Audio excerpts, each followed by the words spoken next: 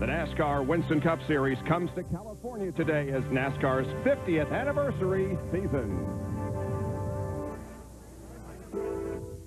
For the past 10 years, the peace and tranquility of this majestic wine country of Northern California has served as a fitting backdrop to showcase the stars and cars of NASCAR's major leagues.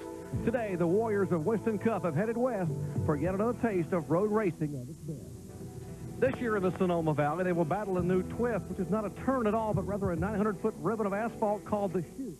Designed to escalate speeds and excitement, it's effectively shortened the course by a half a mile, but up the pole speed some 6 miles per hour. So what's the problem? Well, drivers now refer to passing back here in the past tense. They know that one miscue in the short chute could lead to a short day. The guys you expect to be up front at a road course are here. Rusty Wallace and Mark Martin. But Rusty experienced problems last year. And Mark Martin starts all the way back in 26, but he was among the fastest in practice. Terry Labonte also has a lot of ground to make up starting 29. While his teammate and defending Winston Cup champ Jeff Gordon is on the pole and on a roll, looking for his second straight road course win. And Gordon hopes to duplicate Martin's feat of last year, winning from the pole position here at Sears Point. But the road course specialists have dug themselves quite a hole. The farthest back anyone started and won is 13th, Davey Allison in 91. So the cars to the front should make things very exciting. Dale Jarrett's resume is missing a road course win. A win today could move him closer to the championship. Bobby Labonte is on a roll, but in the past, this place has sent his season into a tailspin. Jeremy Mayfield has had very limited success on road courses, but now he's the points leader and a Winston Cup winner. Could Jeremy's next impressive feat come here? Mayfield is just one of several drivers that posted impressive runs in qualifying. Now, can they leave an impression here at Sears Point today? Jerry Nadeau, Bobby Hamilton, Kyle Petty, Rick Mass, Tom Hubert, Michael Waltrip, Kenny Irwin Jr., and Joe Nemechek all start in the top 15. Staying there will be tough. Equipment and experience are the keys that unlock the secrets to success in road course racing. Youthful enthusiasm and desire count for a lot. But this is wine country, where older is usually smoother and better. You can't judge a race by qualifying, and you can't judge wine by the track. Often, you have to get to the end to know if it was as good as it looked before you started.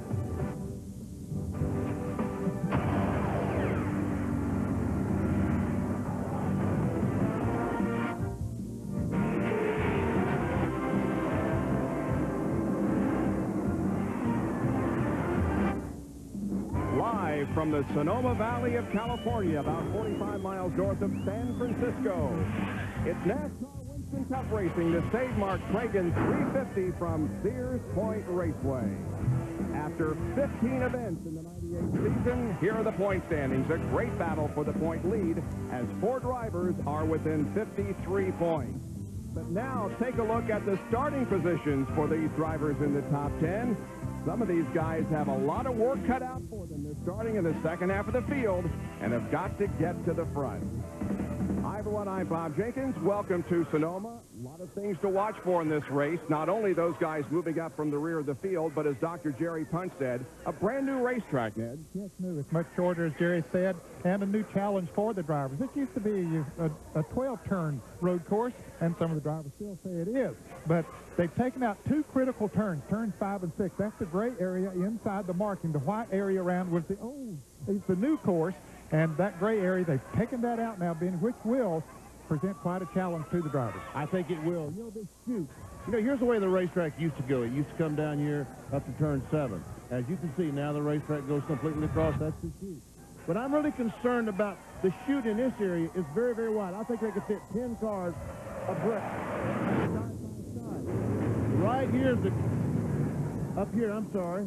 Up here's the area I'm concerned about. When those 10 cars come side by side, or 2 or 3 cars come side by side, it's got to get down to 1 lane. I've been trying to find some way to describe all that funneling down. We call it the funnel. We call it the tube. We call it the drain pipe, the spigot. But I think I got the best one this morning. What's that? The main squeeze. They will have to squeeze down into 1 lane to come through those S's after that very wide chute area. Well, as you can see, the drivers are getting in their cars now, and we'll be going racing here before too long. 112 laps here on this brand new configuration in the Save Mart Kragen 350. ESPN is in a playoff, and so for those of you who have tuned in to see the X Games, please stay with us, because just as soon as the golf is over, we will be going to ESPN, and you can see the X Games here on the Deuce. There's the beautiful overhead shot of this race course here in the absolutely gorgeous Sonoma Valley. Let's get out to Jerry Punch. Defending series champion Jeff Gordon picked up his 5th pole of the year. And Jeff, you were opted to start on the outside of row 1 as opposed to the inside. Why is that? Well, really, the first left-hander really isn't even a turn. To me, the first turn is the right-hander at the top of the hill. Turn 2, so I'd rather be on the inside when we get there. Hopefully, I will be. All right, they're getting ready to give the command here, and Jeff will get ready to fire. And by the way, he has a glove on his right hand, but underneath that glove, he has put a lot of tape on that right hand so he can grab the shifter better. He said he got blisters last week at Pocono from shifting, and they shift 12 times a lap here today. As the engines fire, let's go to Bill Weber. And the engines are roaring to life. And here's one engine everybody probably should keep an eye on today. We know him as Rick, but his team has nicknamed him Nigel Mask for this race. An outstanding qualifying effort for Rick Mask. We wanted to put a little pressure on him, so we told him Earnhardt's behind him, Wallace is behind him, Martin is behind him, Rudd is behind him, Dollenbach is behind him, Kendall is behind him. Almost everybody is behind Rick Mask. He starts 7th here in just moments. Let's go to John Kernan. One of the guys who has won here, in fact, Rusty Wallace, who started from the 11th position and won, but he starts all the way back in the 28th spot. Got problems in qualifying. His qualifying run in second round would have put him into the top 15. He has the net up. He's ready to go to work. Rusty says they may have to do something drastic, like try some pit strategy, like short pitting, something like that, and then hope for a caution to get their place at the front of the pack. Well, the engines are fired, and in just a few moments, we will be set to go racing. 112 laps. That converts to 218 miles on this 1.95-mile race course, Sonoma, California, and Sears Point Raceway. We'll be back to introduce the starting lineup to you in just a moment. So instead Sears Point, and that area right there that you're seeing from the Pennzoil copter cam is the chute, and look how wide it is. But now they're going to go around this corner, and they're going to funnel down into what Benny is calling the main squeeze. Right there, exactly right there is the main squeeze. Well, today's field consists of 23 Fords, and the worst starting position for a winner was Davey Allison back in 1991. He came from 13th, but boy, we got a lot of people back of 13th today that are very, very capable of winning this race. 23 Fords, 14 Chevys, and 6 Pontiacs are in today's field. And right now, Ford is on top of the Manufacturers' Championship by 5 points. Let's take a look now at the starting lineup. The Walmart EverStart lineup. On the pole is Jeff Gordon, his first road course pole, his 5th in the last 7 races. Jerry Nadeau, his first NASCAR Winston Cup road race. He chose the inside position. Dale Jarrett, 9 top 3 finishes in the last 12 NASCAR Winston Cup races, and Jeff Bodine, who was the 93 winner at this facility. Jeremy Mayfield will start in 5th position. He was a provisional last year, and Bobby Hamilton, his best road course finish was 14th at Sears Point in 95. Starting 7th will be Kyle Petty, seeking his first top 10 of 98. Rick Mast also in that row. In the 5th row, Bobby Labonte from Corpus Christi, Texas. He has 4 road course top 10s this year. And Tom Hubert, his 2nd NASCAR Winston Cup start. He raced last year here at this facility. Michael Waltrip and Kenny Irwin Jr., the top rookie contender, are back in row number 6. And the 7th row has Darrell Waltrip in car number 1 and Joe Nemechek. In row 8, Ricky Rudd has won a lot of races at Sears Point alongside Sterling Marlin. In row 9, Dale Earnhardt. He's 1 year at Sears Point along with Robbie Gordon. His first start in 1998 in the NASCAR Winston Cup. In row 10, Johnny Benson and Ted Musgrave. And we take a look at the rest of the starting lineup. The cars are moving up through the area of turns 1 and 2, and we've mentioned this several times during the weekend, but this is a very steep elevation change from down at the starting line to where they are right now. This is Jeff Gordon said when we interviewed him just a moment ago, he feels like on the start of the race, that is the first corner that they can go through that left-hander wide open. because they won't be up to top speed. And when they get up to turn 2, that right-hander, he wants to be at the preferred position on the inside. That's why he chose to start on the right side of the front row. Saw the 17 car there by Ron Hornaday in the lineup. That's the new Tim Beverly team that was purchased from Darrell Waltrip earlier in the year. Now you're seeing the drivers who are the provisional starters. Butch Gilliland from the Winston West Series is driving for Lake Speed, who crashed here during the weekend and just doesn't feel up to it. He's okay. He's out of the hospital, but just feels like he should sit out today's race. Now let's take a look at the 4 drivers who have missed the field. But Tommy Kendall, who missed the field in car number 46, will be in today's lineup driving the 91 car.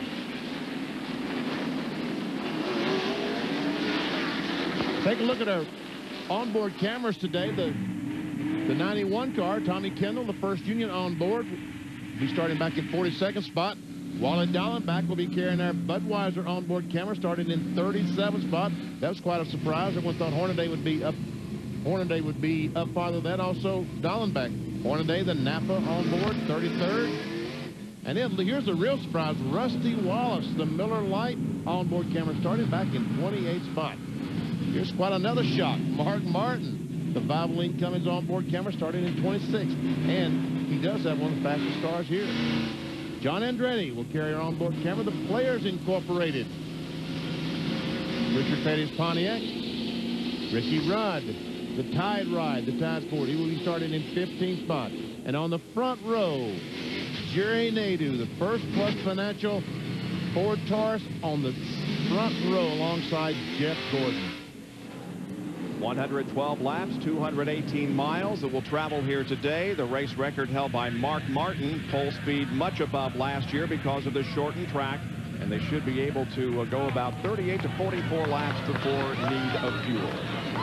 And a purse of over $2 million as we get set to go. Jerry Nadeau has never led a NASCAR Winston Cup race. Will it be he or Jeff Gordon that leads the race to turn number 1? Let's see as the green flag comes out.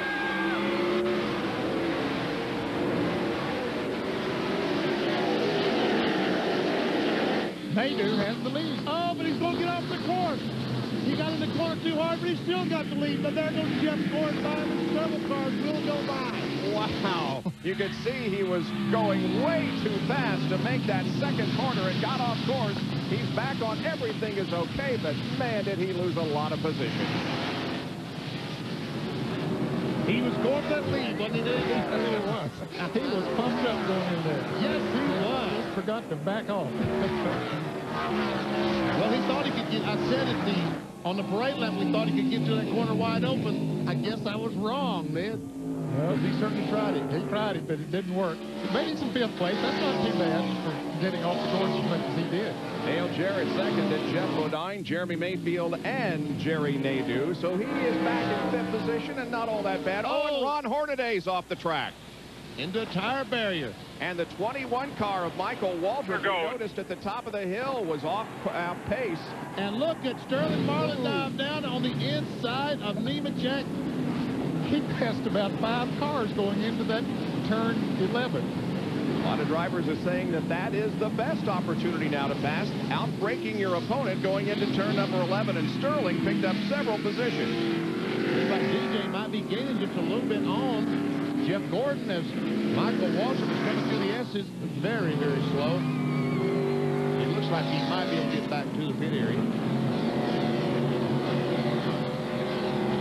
There's Sterling Marlin, who's up to 12th position. Saw the back end of Ron Hornaday's car. Never see Brett Bodine and Hornaday. And it's like a little contact between the 11 and 17. Hornaday slams into those tires. But he apparently got it going.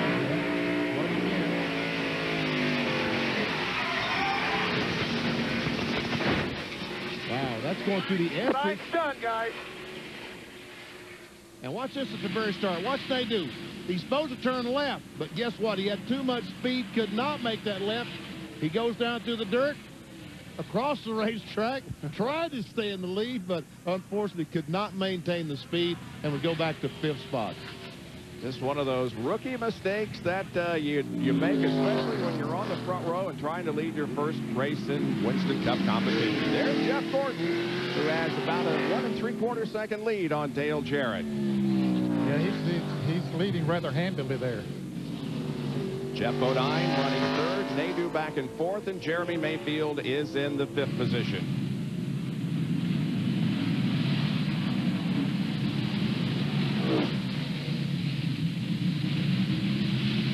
This is the Sears Point Raceway in Sonoma, California. Welcome to those of you on ESPN.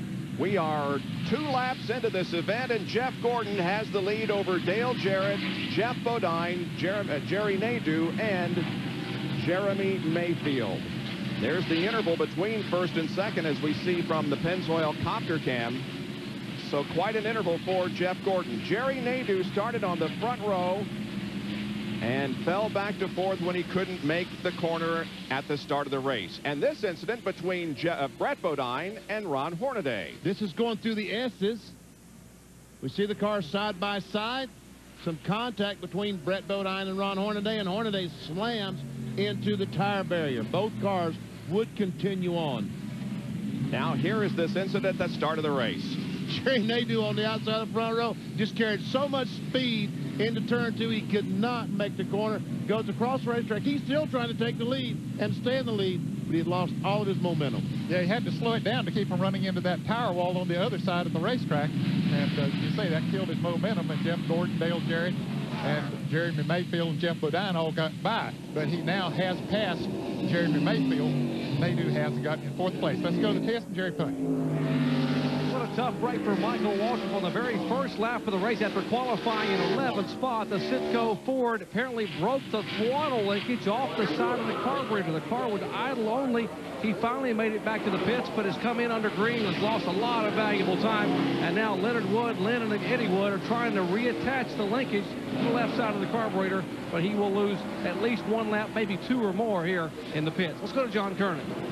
Jerry, Brett Bodine was involved in that first bit of contact with Ron Hornaday out there on the racetrack. He's just been on pit road, taking left side tires only. They wanted him to stay out, try to get into their fuel window. However, he radioed in just before he came down here to this last turn, the entrance to pit road. I got a left side tire going down. I got to come in. You got to put left sides on it. So he lost a lot of time. He's nowhere near a fuel window right now. So Brett has a lot of ground to make up. In fact, John, he's only about 5 or 6 seconds in front of Jeff Gordon right now, being a lap down. So he's going to have to hustle to stay out there. There you see Jeff Gordon coming into the picture, a couple of turns there between them. But that did answer the question. I wondered if a car could make a pit stop and stay in the lead lap here. And Brett Bodine has answered that question by stopping, changing left side, and still staying on the lead lap.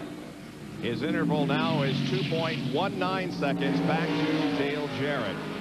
Well, for those of you who tuned in at the top of the hour to see the X Games on ESPN2, we are going to send you there in just a few seconds here. We on ESPN are going to take a commercial break and be right back with more live coverage of the Mart Kragen 350. Now, on the deuce, we go to the X Games. Kragen 350 NASCAR Winston Cup race from Sears Point Raceway in Sonoma, California. We are 6 laps into this race. Jeff Gordon is the leader by 2.3 seconds over Dale Jarrett, with Jeff Bodine running third and Jerry Nadeau, and the 12 car, Jeremy Mayfield, is fifth. Jerry reported on the 21 car. Let's get an update from him. Bob, here's the throttle plate that broke off the left side of the carburetor for Michael Waltrip's car. Now, this little plate here fits on the left side. The carburetor is where my fist is right here. The throttle rod goes in this little hole here on the side. And actually, this is where it was attached to the carburetor to pivot back and forth. It snapped off right in here. And that's what cost Michael Waltrip a chance of having a great run here at Sears Point today. Well, he's some 5 laps down now, as Gordon's lead is shrinking just a little bit as he catches up with Brett Bodine. There's second place, Dale Jarrett. Yeah, for some reason, Jarrett picked up a half a second on the last lap. Whether Jeff just slipped a little bit somewhere or something, I don't know. Now we see the third place car, Jeff Bodine, Phillips Electronics car, and Jerry Nadeau, after his first lap excursion through the weeds, is now back up to the 4th spot. We're right along with Jerry Nadeau now as he looks forward to Jeff Bodine. Jeremy Mayfield has lost a position, dropping back to 6th, as Bobby Hamilton has gone to 5th position. Jerry Nadeau in 1998, 12 races. His best start prior to today was 12th at Talladega. And Jeremy Mayfield and Nigel Mast are now engaged in a battle. The crew trying to get Rick Mast pumped up to run the road course. As we told you earlier, putting Nigel Mast on the roof of his car. He's qualified well and run well. There's Tom Hubert in the car number 19, right behind Rick Mast. He's up to 8th place from his 10th place starting position. He had a great run going yesterday in the Southwest Tour race we had here yesterday. Rookie Kenny Irwin Jr. would be next, running in 9th position at the moment. That's a great run for Kenny Irwin, who really self-professed does not know a lot about road courses, and to be in the top 10 against this competition is pretty impressive. And another Gordon. We welcome Robbie Gordon back to the series. He's a regular in the Cart FedEx Championship Series now, but they have the weekend off, so he comes over here to run the road course. He's moved up 8 positions, Robbie Gordon has. He's in the 10th position now from his 18th starting position. And here comes Sterling Marlin. We see him try to pass here a couple of times, and he gets Kyle Petty. Boy, he's found him a place to pass on this racetrack. But now Kyle Petty's going to try to pass him back. This is the battle for 11th position. They cross the line, and Sterling Marlin has the spot. And now they head uphill.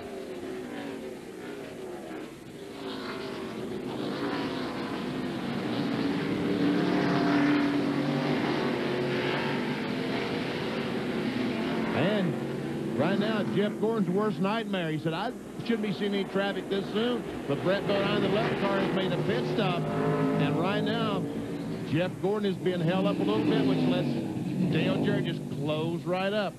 Here's a Hardee's field summary showing the manufacturer's battle that continues to wage here in NASCAR Winston Cup competition, with Ford only 2 points ahead of Chevrolet.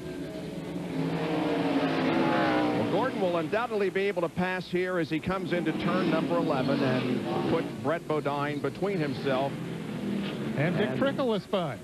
That's in the S's. Go ahead, get her going, Dick. He's trying. Rest assured, he's trying. That thing must have, the engine died. He's trying to get it cranked. So far, he hasn't been able to do that, as Gordon does get by the 11 car. Oh,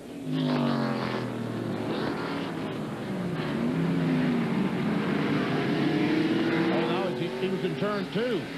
Yeah, and he finally did get it fired, but he has gone a lap down now. It looks like he has a flat tire. You can see that yellow flag waving back in the area. That's for that portion of the racetrack. The caution was out. Local yellow, meaning there's no passing at that particular point of the racetrack, but you can elsewhere. You ever see Dick Trickle coming up the hill, running all by himself, so obviously was having some problems. Gets in the corner, and we see the left rear tire is completely flat on his car. Apparently has run over something and cut it. Tough break for Dick. But he has the car righted and is making his way to the pit area as Jeff Gordon and Dale Jarrett continue to run first and second. What did Nadeau? Where's Jay Nadeau? Well, he's been passed by a couple of cars. Bobby Hamilton and Mayfield have both been able to get by, and now Rick Mast does. I'm just wondering if when he got off the racetrack, oh, we've seen Kenny Irwin come off the corner and nail the gas, and around he goes. And he sees all those cars there. Where am I going to get in? He takes it back, gets him a wide spot there, and says, guys, you're going to have to dodge me. I'm coming back on the racetrack. Look at all those positions go by. Yeah. He was in the top 10 and now falls back to about 28th spot. I'm wondering about Jerry Nadeau when he went across that dirt on the very first lap, if he didn't possibly knock some brake hoses off that car, and now the brakes are getting overheated. And another spin. And there's no way in the world I can see where they're going in that deal. And someone is running the back of the 98 car. Rich Bickle in car 98. He does a 360 and keeps going. That was approaching turn number 2. Here's Wally Dahlin back now, and Bickle, and Ernie Irvin. Steve Grissom. They're back there 29, 30, 31, and 32.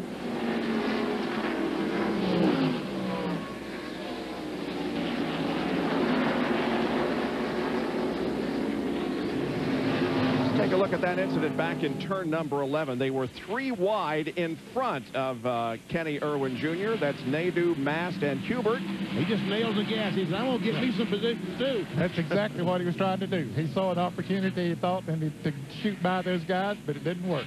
And instead lost several positions. Now here's what happened to the 98. Well, it looks like that maybe he and Dallenbach might have had a little bit of contact. It looks that way. I Makes think a 360. I think that Ward Burton, let's see, from Dallenbach's onboard, we see contact, Ned. Yep, that's contact. What happened? Ward Burton in front of them got in the corner too hard and slid the brakes, and Bickle backed off because he thought Ward Burton was going to spin, and when he backed off, Dallenbach nailed it. And Bickle threw up a huge smoke screen when he did the 360. There's the leader, Jeff Gordon, who's leading his 12th race this year, and that ties him with Dale Jarrett, who, of course, is running second. We understand there's debris in turn number 11. There it is, right there. Pretty good size something. That's not roll bar padding, I don't believe.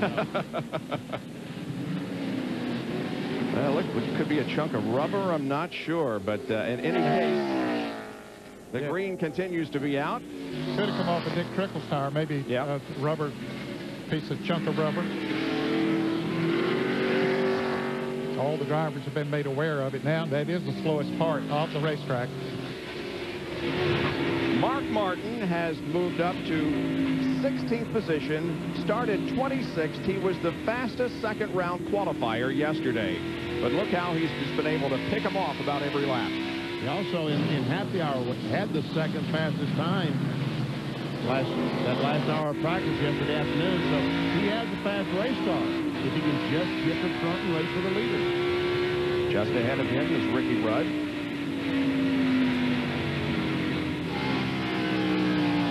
Rusty Wall started back in 28th spot, and we see right along with Rusty, he's currently at 22nd spot as he goes to the main squeeze. Right there it is.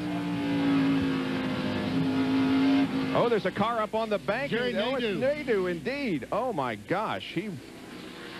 Well, he's trying to get the car down off that dirt bank.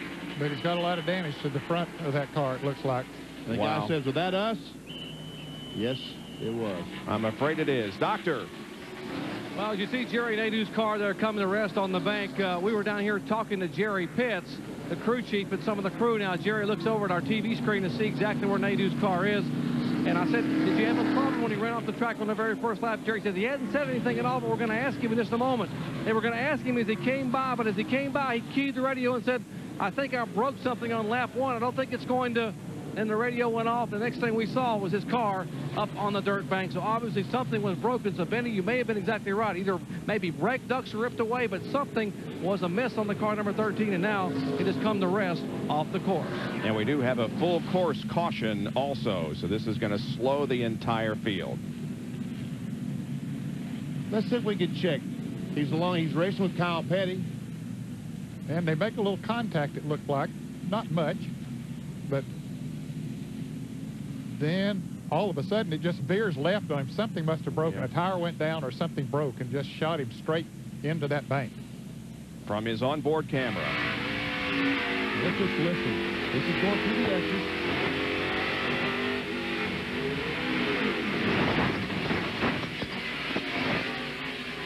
He had to cut a left front tire down. He's looking. I think he's bit his tongue. Yeah. When he made that contact, because he's trying to see if there's any blood in his mouth. Boy, what a disappointment day for Jerry Nadeau, who had high hopes going into this event. Well, what do you think? We're going to see some pit stops here. We've completed 14 laps. I don't know. I don't believe so, Bob. I don't believe the front ones will. The others might come in as we look at Jerry Nadeau there. Like he may have wrenched his neck or something also. Yeah. He hit pretty hard. Yes, he did. Took a very hard lick. But they can make this race on 2 pit stops. And getting up track position here would be tough. Now, if you're back at the back of the field, yeah, you come in. You don't have that much to lose. Let's see, Jeff Gordon's trying to fake. Is he faking? What's he going to do? Everyone's watching. And what are they going to do? They all drive by pit road. Well, Jeff Gordon drove by pit road anyway. But here comes Brett Bodine. He's a lap down. He has nothing to lose. Yep. Brett is a lap down back in 41st, so he will come in. But all of those on the lead lap apparently are going to stay out there and wait for another caution. Gordon is the leader after 14 laps.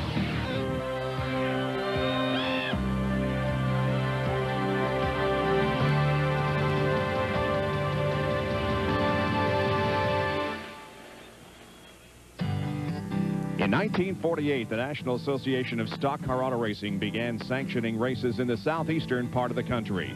Today, it's the fastest growing sport in America. NASCAR's 50th anniversary is brought to you by Coca-Cola Classic, the official soft drink of NASCAR. This weekend marks an historic moment in the history of NASCAR. 33 years ago today, June 27, 1965, a young Cale Yarborough from Timmonsville, South Carolina, won the Valdosta 100 in Valdosta, Georgia, his first Grand National stock car victory. 82 more wins would follow during his storied career, including 3 consecutive championships in 1976, 77, and 78 for car owner Junior Johnson.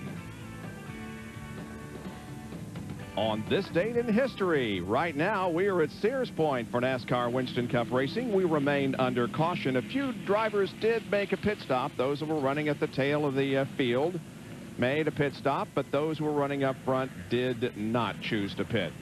Under caution because of this on lap number 15. Jerry Nadeau in the S's. He makes a right-hand turn, but the left front tire against his flat and straight in the bank, and he stopped suddenly.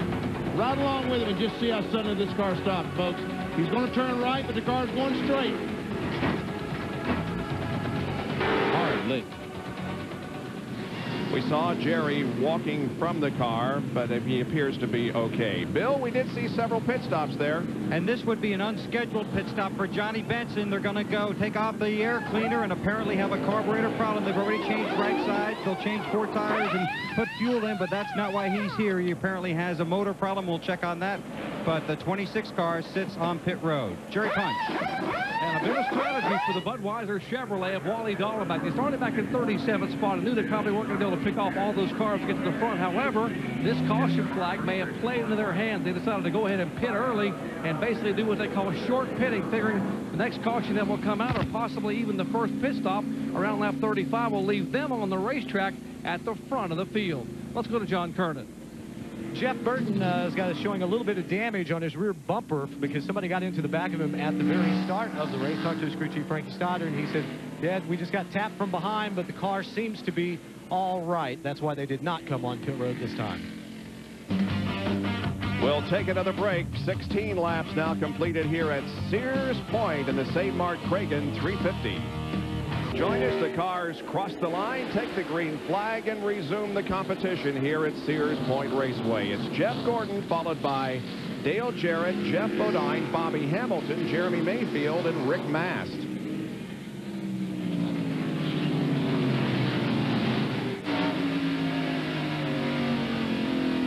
We're riding on board with John Andretti, and it's quite a bit of traffic around him. A lot of traffic. He's back in 16th spot. 15 cars he'd like to pass. And we can see how he just had to jam on the brakes because someone in front is having some trouble. Is that Mark Martin? Yes, Mark Martin is having some problems. Car's going back. Ooh. John Kernan. Mark Martin has just radioed into his crew and says, I've got a flat tire, I've got a flat tire. Apparently he ran over something, cut a tire down, so the crew's scrambling, getting 4 tires up on the wall, waiting for Mark to come back. It'll seem like an eternity before he gets here, but we can hear Jeff Gordon screaming down here to the last turn. But Mark Martin had made up a bunch of spots, about 12, 13 spots, but now a flat tire is going to put him at the back. However, if he can get in here and get out quickly as he enters pit road, there'll be 4 tires. Rick Mast is spun down to turn 11, but he gets it right and he gets going. But Mark Martin coming on pit road.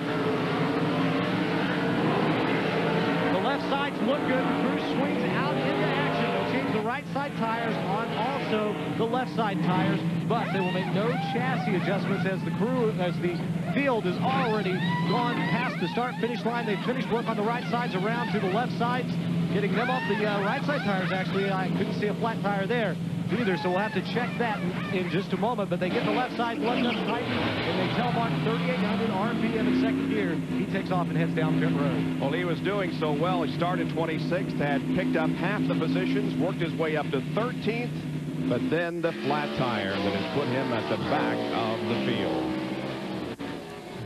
And Rick Mast, who was running in the top 10, spun, as John told you, and he lost a few positions. He is back to, let's see, 22nd. Wow. Now, Mark Martin's still going to be about 12 to 15 seconds ahead of the leaders, or maybe even a little bit more than that, so he's not in danger of going a lap down. Tommy Hubert goes by Jeremy Mayfield, takes a spot away, and there's Robbie Gordon, that Caterpillar car, closing in on Mayfield. And look, here's Hamilton going for third spot. Boy, Bobby Hamilton's really racy this afternoon. Trying to pick up third position from Jeff Bodine.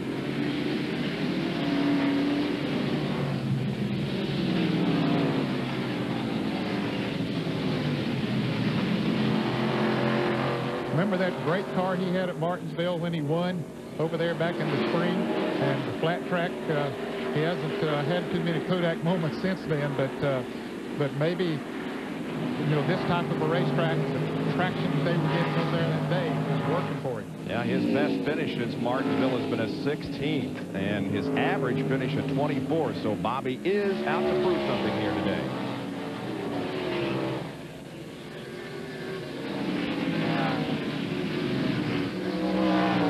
We got a report a moment ago about Wally Dallenbach and those guys, and you will see Hamilton once again diving on the inside of Jeff Bodine, takes a spot away, and here comes Hubert. He'll take that spot away, and back behind that, Robbie Gordon gets by Jeremy Mayfield, takes a spot, and here comes Dale Earnhardt alongside Sterling Marlin.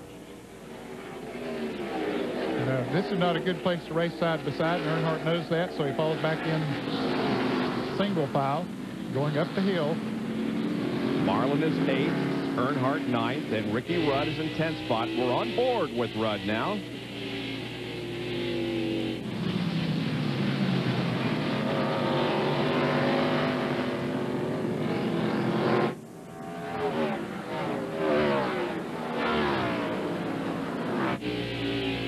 Now we're going into this is still the chute, they call it now. Here's the main squeeze right here. It narrows down to nothing almost. See the right hand and left hand turns. Ricky Rudd, the Tide Ride, started in 15th spot, currently running in 10th.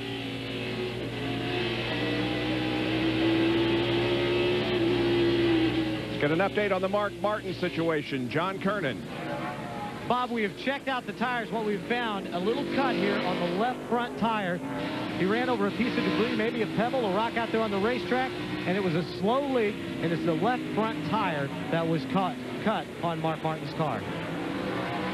That has dropped us him all the way back to 39th position. The last car on the lead lap. And he is in no danger of going a lap down. As I mentioned earlier, he's a good 15 or 16 seconds out ahead of Jeff Gordon. Dale Earnhardt has passed Jeremy Mayfield and gone to 8th spot. And now Ricky Rudd will begin to work on Jeremy for 9th. Earnhardt started 17th, so he's gradually moving up.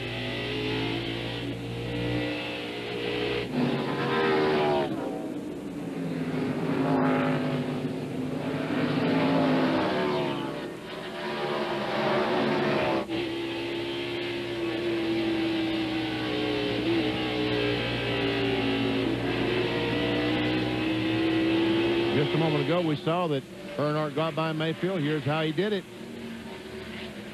Going up to turn 3, I think it is. And down the hill to the chute. Now here comes Ricky Rudd. He passes Jeremy. So Rudd is 9th now. Mayfield back to 10th. Just out of the top 10 is Joe Nemechek, whose team won at Watkins Glen today. Congratulations to Ron Fellows.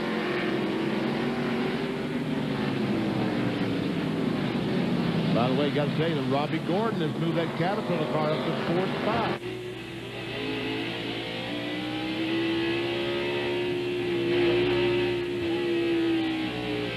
There's Jeff Gordon. His advantage over Dale Jarrett is 2.14 seconds. And about 6 seconds back is Robbie Gordon, and he's going to the front. Yes, he is.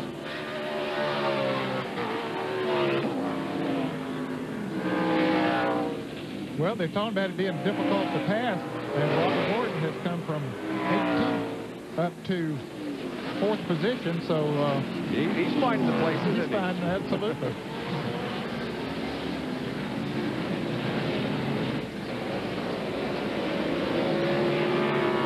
And you know that Robbie Gordon wants to do this, Ned. He really wants a good run today because he left here last year at the end of the season, the 1997 season, with not too good a taste in his mouth about NASCAR Winston Cup racing. He did not have a good race here last year when he was a regular in the series. He started in 18th position and finished 41st. But right now, Robbie Gordon, the number 96 car, is in 4th position.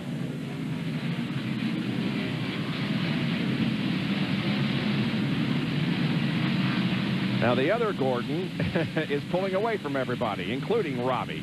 Yeah, he's increased 3 seconds, the lead on Robbie Gordon, 3 seconds in just 5 laps. But that one lap, the 78.3 that Robbie Gordon had, was getting around some traffic. And you see, that's the lap that really killed him. That was 2 seconds slower than Gordon. Now he's in clear traffic, and when we come back, we'll see if he has been able to shave a little bit off the lead that Jeff Gordon has. Gordon has led all the way so far, and we're 23 laps into this 112-lap affair here at Sears Point. Vineyards make this one of the most beautiful sections of the country, and we are right in the middle of it. The Sonoma Valley Sears Point Raceway. These overhead shots are coming to you courtesy of the Pennzoil Copter Cam. Looking down on the St. Mart Kragen 350 NASCAR Winston Cup race, 26 laps old, led by Jeff Gordon with a 3-second lead over Dale Jarrett. There is Jeff. I saw Bobby Hamilton just come at the very top of the screen there. We see Hamilton, 3rd spot, and appears to be closing a little bit on Dale Jarrett. He is. He's picked up about a half a second in the last 3 laps. Bill has an update on Jerry Nadeau, who crashed shortly ago. Well, Bob, Jerry Nadeau is in the infield care center. He is going to be transported to Sonoma Valley Hospital for a CAT scan. They believe he did have a brief loss of consciousness. He does not remember the wreck, but they are going to do a CAT scan for possible head and neck injuries. He is conscious now, so Jerry Nadeau being transported to a hospital for further evaluation. The Jerry Punch. And Bill, but Nadeau's crew may not be done for the day. A story developing here in the pits. Kurt Rohrig, who owns the car number 19, driven by Tommy Hubert, is currently in 10th spot. Has a crew here that's very, very green. It's their first race of the 1998 season. Now, what Kurt has gone to do is send a guy over to the 13 garage area and see if he can buy the entire pit crew, lock, stock, and barrel, and get them out of here by lap 36 for their first pit stop. The negotiations are ongoing. If they won't do it, they'll wait for someone else to fall out and maybe try to buy them. They know their stop will probably be 25 seconds, probably about 5 or 6 seconds too long to give their driver a shot at a victory. Interesting strategy. You saw Jeff Burton pick up a position moments ago, going into 11th place. And that was Kurt Rohrig we saw just a moment ago. He clocked the 19 car. Tommy Hubert, when he went by, we saw him shake his head, which means right now Hubert is falling back and slowing down. Jeff Burton, who started 23rd, is now in 10th place, so he's making a good move up through the field. There's Jeremy Mayfield and John Andretti. Let's get a update on Mark Martin. John Kernan. Well, Bob, Mark Martin, I just talked to Jimmy Finnick, his crew chief, and asked him how if they got great fuel mileage. Conceivably, if they were getting really great fuel mileage, they stopped on lap 18, and they might be able to make it on one more stop. He said, no, the best they could do is 38 laps. So Mark, even though he can stay out there an extra 18 laps beyond most of these cars who haven't pitted, he still has to have 2 more pit stops to make it, while everybody else just needs 2 stops to make it. So Mark Martin has his work cut out for him. But But, John, he is running awfully fast. He has picked up 9 seconds on Jeff Gordon since he came back out on the racetrack. And we understand that Terry Labonte might be having a problem. Well, he has lost a bunch of positions back to 27. Looks to me like he's carrying the left front tire a whole lot. And obviously he's not going to here, but it seemed like when he came off 11 that he was carrying the left front tire. But that would be an indication of something going wrong with a shock or something. But that seems to be on the ground there. Maybe I'm seeing things.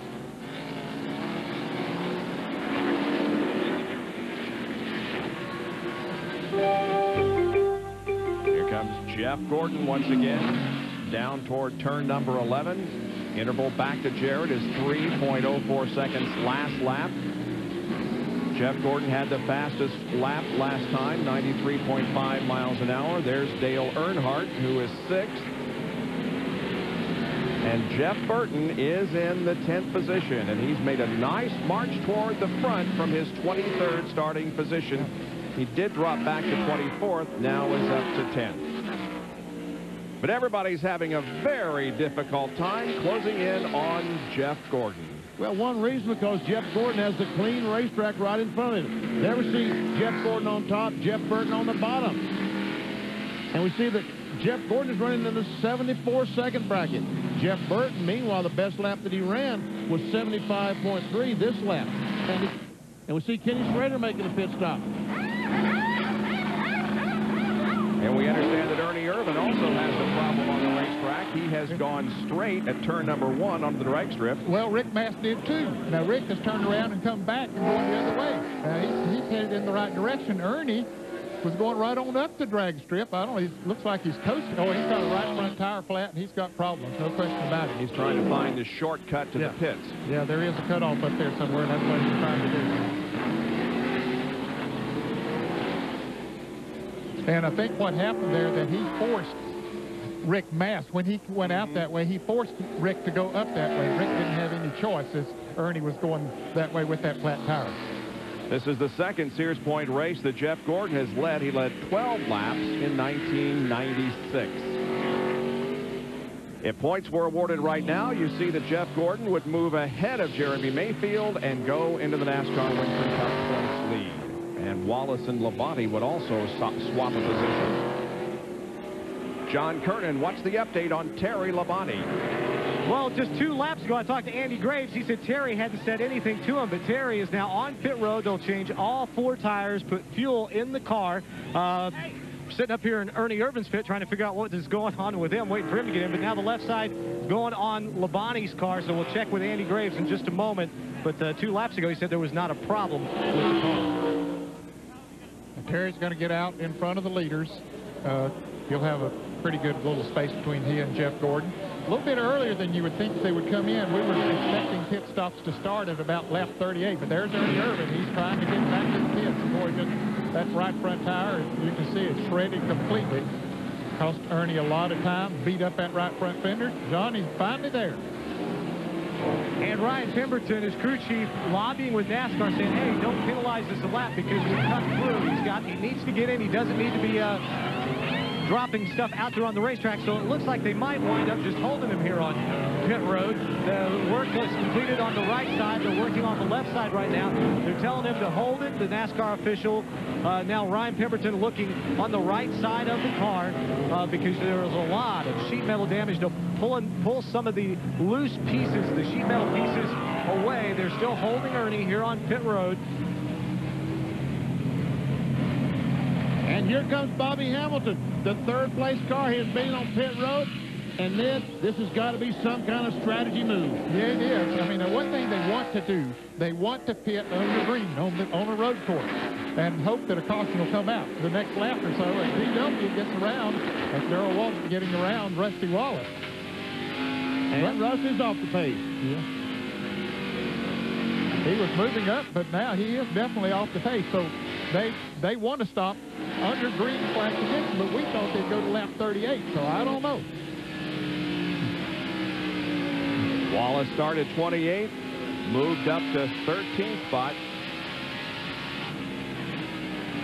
But he goes by the pit, so obviously whatever problem he has is not that severe, or he doesn't consider that Adair. And look at Steve Grissom moving in there, up to the 16th position. Steve took a provisional to get in this field. The 39th position, but has made a steady run up towards the front. 13th. That's a great run.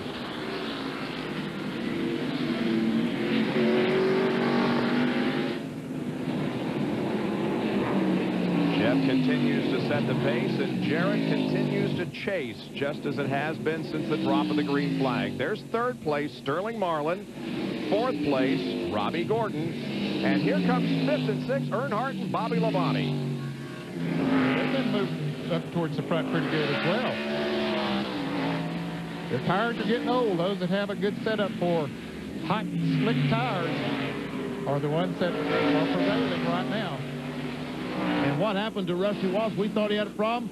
The problem was that Darrell Waltrip had fresh tires. He had 4 fresh tires from that pit stop a moment ago. That's why he was so much faster than Rusty Wallace. So it's obvious that 4 fresh tires, a considerable advantage here at Sears Point. Good point. Darrell Waltrip is running 11th, and we should see more pit stops here in just a few laps. Right now, we're 33 into the 112 laps of the Save Mart Kragen 350 with Jeff Gordon leading. Welcome back to Sears Point. Jeff Gordon crosses the line, completes 35 laps. Bill Weber has some reports on pit stops. Robbie Gordon is on pit road. A spectacular run from the 18th starting spot, but the real race for this team might begin right now. They knew Gordon would be good, but the pressure is on pit stops. This will be a 4-tire stop, no chassis adjustment. Gordon looks up, gives us a thumbs up. Everything's going well. The right sides are on. Now they come around to the left. Trying to unbolt the left front, working on the left rear. 4 tires and fuel. Now Jeremy Mayfield creeps by on the outside. Gordon is away to Jerry Punch. All right, current Winston Cup point leader Jeremy Mayfield brings his Ford down. The Mobil 1 crew will scamper over the wall. Paul Andrews and company clutched at that victory last week in Pocono, Pennsylvania. Will change all 4 tires. A scheduled stop, the first of just 2 stops they will have this afternoon. Left side tires, a little problem now getting some of the stuff out of the way from the right side.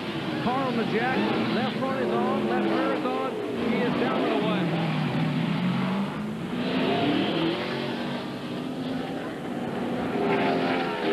The NASCAR Winston Cup points leader is back in the race after his scheduled pit stop. Now, the leader's coming up on him pretty close. You can see Jeff Gordon coming up the hill there as Jeremy gets back out. But Jeremy will have those new tires on, so he should be able to pull away. He should be able to run a couple of seconds a lap faster. Well, Mark Martin, since his flat tire that he had to come in to change, has really made up some ground on Jeff Gordon and everybody else for that matter. Look at this. Yeah, he really has. When he first came out of the pits, he was 53 seconds behind, but on this graphic, we show him 42 seconds behind, and you can see how he has cut that down to 37 seconds just in about 5 or 6 laps there. Rusty Wallace is in. John Kernan is there. 4-tire change for Rusty Wallace. Also 1 round into the right rear left's already going on, and it's full of fuel. It's down and away. Now to Bill Weber. 4-tire stop underway for Joe Nemechek. The right side's already on, bolting on the left, fuel going in, chassis adjustment on his Bell South Chevy. He's away. Bodine on pit road. Stop.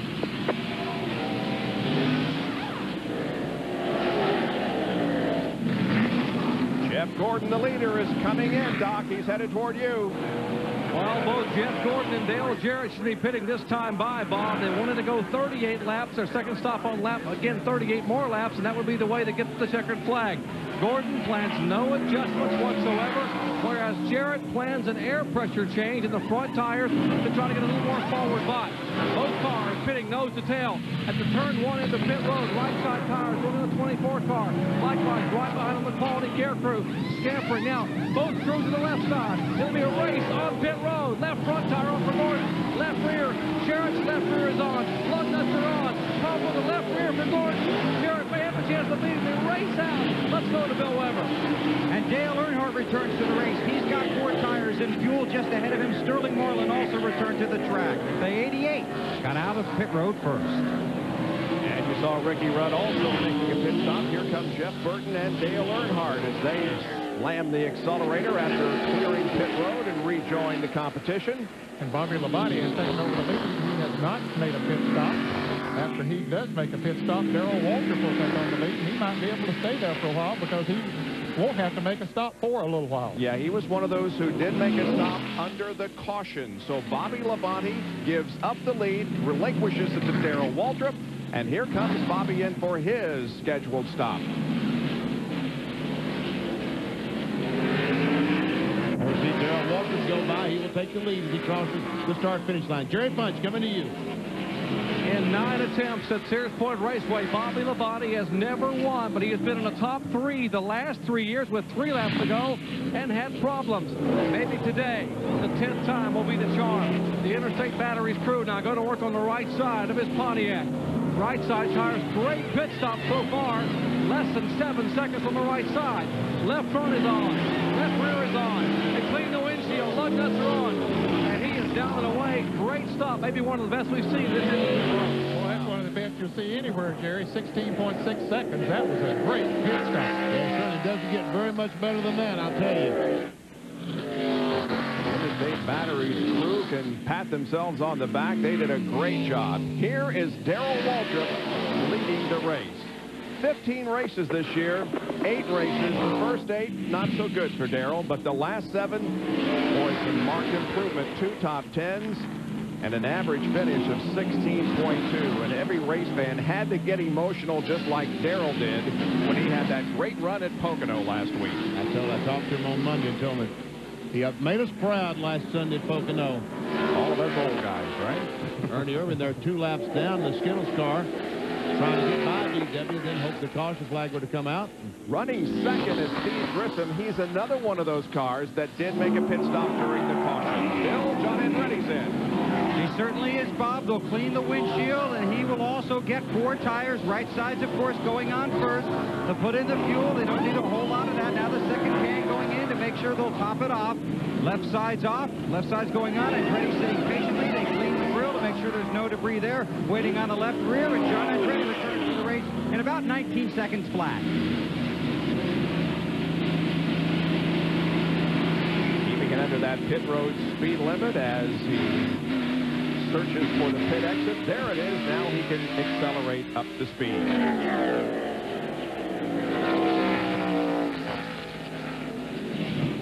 There's the leader, Darrell Waltrip. His lead over Steve Grissom is 4 1/3 seconds. Either or. There's Steve Grissom, the second place car, Kodiak car, and there comes our third place car, Tommy Kendall in the 91 car. Bill Elliott is coming along there. He's in 4th spot. Now, all of those cars did make pit stops during that caution period. And so they can go another, probably another 10 laps from here before they would need to make a pit stop. Tom Kendall started 42nd, taking a provisional, actually taking over this car. And has now worked himself up to 3rd place. Had some damage there in the front end. He certainly got in the back with someone. My understanding is that Teddy Bear will not be driving this car anymore. Kevin LePage. He is out of it for good.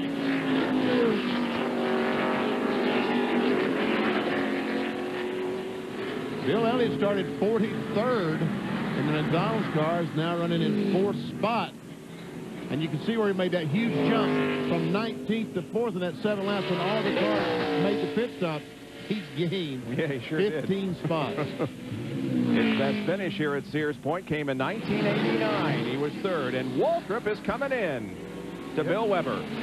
And it's shades of old. Darrell Waltrip leading a road course race. Of course, he's never won at Sears Point or at Watkins Glen. Right now, tiptoes down pit road, and will pull his Pennzoil Chevy to the attention of Felipe Lopez and company. He slides to a stop. They'll clean the windshield, go around to the right side, shove the fuel can in the rear of the car, make sure they'll top that off. Cleaning the windshield for Darrell. Right side's already on. Now they come around to the left. Jack underneath. Car goes up. The fuel is in, waiting on the tires. They clean the grill. Darrell gives up the lead and heads back out on the track. 4,500, 4,500. Steve Grissom is leading the race, and this is the first time in 1998 that he has led the NASCAR Winston Cup Series. Right there. And we have got a battle going on. We see Dale Jarrett trying to get through the traffic. We see Jeff Gordon back 9 seconds spot. Jarrett just got through this traffic. They have been held up a little bit because Kyle Petty and some of those have on older tires because they made pit stops during that caution. And so they've been held up a little bit there. They have really been fighting that heavy traffic, something Jeff Gordon hasn't had to do today until he made that pit stop. And he just passed Bobby Hamilton in this last lap. The last time by, Hamilton was in front of Jeff Gordon. As a matter of fact, he passed Jeff Gordon on the lap that Jeff made that pit stop. Now they are running, excuse me, Benny, they are running in the 12th and 13th position. So Gordon took over the 12th position. Dale Jarrett is up to 9th now. Mark Martin has moved up to 5th. But he'll have a pit stop coming up before too long. Here's Gordon taking another position.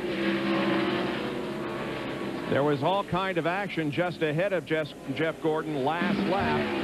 The 30 car of Derek Cope got into problems and spun off the racetrack, and Jeff and Bobby Hamilton and Sterling Marlin just got by. Watch the race this afternoon. The leader is Steve Grissom. Now led 4 laps, the first 4 that he has led in 1998. Got about a 2-second advantage on Tom Kendall, and Robert Presley's in the pits. And we can see the flat tire over there. The NASCAR official steps over it. That was the reason for the unscheduled stop. And we see the NASCAR official also is said, please don't leave while I'm in front of the car. And the 9 car driven by Butch Gilliland is also in the area they call Gilligan's Island. He was up in the top 10 when he made this pit stop, but he's one of those drivers that had made a pit stop on that caution flag way back. And when these cars make their pit stops, they have to stop. They will stay there for 12 seconds because of the advantage that they gain by being able to pit inside the racetrack. 4,000, 4,000. It's called Gilligan's Island because it's between the racetracks. Turn 11 over on the left and headed toward the straightaway and the start-finish line on the left. Grissom still, and Jeremy Mayfield is off the track. Our points leader, the main squeeze, got him, Bob. Yes, it did. Doesn't look like there's much damage to his Ford. Just cost him a lot of time. Jimmy Spencer is in, John. And Jimmy Spencer ran his best lap of the day the last couple of times by, is what his crew has just told him. He pitted under the first caution, the only full course caution that we had. They've taken on 4 tires, no changes, and Spencer will now make his long way down pit road. He's in the very first pit on this end. He throws out his water bottle on pit road after he finished drinking that. So I guess that was a good thing he didn't throw it out there on the racetrack, because then we might have a controversy, right? Not that again. Let's take a look at how the main squeeze got Jeremy here. Well, let's see the cars there as they come through the... Oh, he was in the chute. In the straightaway just before he got to the main squeeze, and he and Rich Bickle side by side, and Jeremy kind of got forced off the road. He got squeezed before they got to the squeeze. That's right. Did kick up some gravel on the track, though, back in that area, some dirt. And you'd be concerned about Jeremy Mayfield, as hard as his tires are, being able to maybe puncture one of those tires as he gets into that gravel. That's something you don't want to see. We've seen cars limp around here with flat tires today. It takes forever to get on a flat tire. There are 35 cars still on the lead lap at 46 laps in. Steve Grissom is the leader. The 91 car of Tommy Kendall is 3 seconds behind. Then comes Bill Elliott. He's 5 seconds behind. Mark Martin is in 4th place. He's 11.5 seconds behind. Dale Jarrett has moved back to 5th. He's 15.6 seconds behind. And Jeff Gordon is 1 second behind Jarrett in 6th place. And then comes car number 50 of Wally Dallenbach. Here comes Martin. He is in 4th place. He'll have a pit stop coming up before too long. That's Rick Mast behind him there. He's a lap down. There goes Jarrett and Gordon. Dallenbach, Hamilton, Sterling Marlin. Bobby Labonte goes by. By the way, Rick Mast has lost a lap. He's running 37. And Bobby Hamilton moving to the inside of Dallenbach, and so will Sterling Marlin. Now remember, Dallenbach's got a pit stop coming up. Whether he can make it on one more run or not, one more pit stop, I doubt it. Well, the smoke indicates somebody's off. Who is it? Terry Labonte. Terry Labonte is off the track. He's moving right now. Got some damage to the rear of the Kellogg Chevrolet. He's not being able to get going. That right rear tire is flat. That's probably why he went off the course. So he limps back to the pits. And we see the gravel and debris on the racetrack, and that, you know, that's one cause for concern. If you get out in that, you could cut a tire down. We see Kyle Petty and Bill Weber. And Kyle had the great qualifying effort. Now he's stopping on pit road to get his 4 tires. Of course, again, they'll do the right sides first. Then he'll get 2 more tires for the left side. Sits there in his Hot Wheels Pontiac. They loosen the lug nuts on the left side. Continue to fuel the car. Now they've completed that. Waiting for the tires to be bolted on. And Kyle Petty will return to the race. Meanwhile, Terry Labonte limps to pit road, and John Kernan will be waiting for him when he arrives.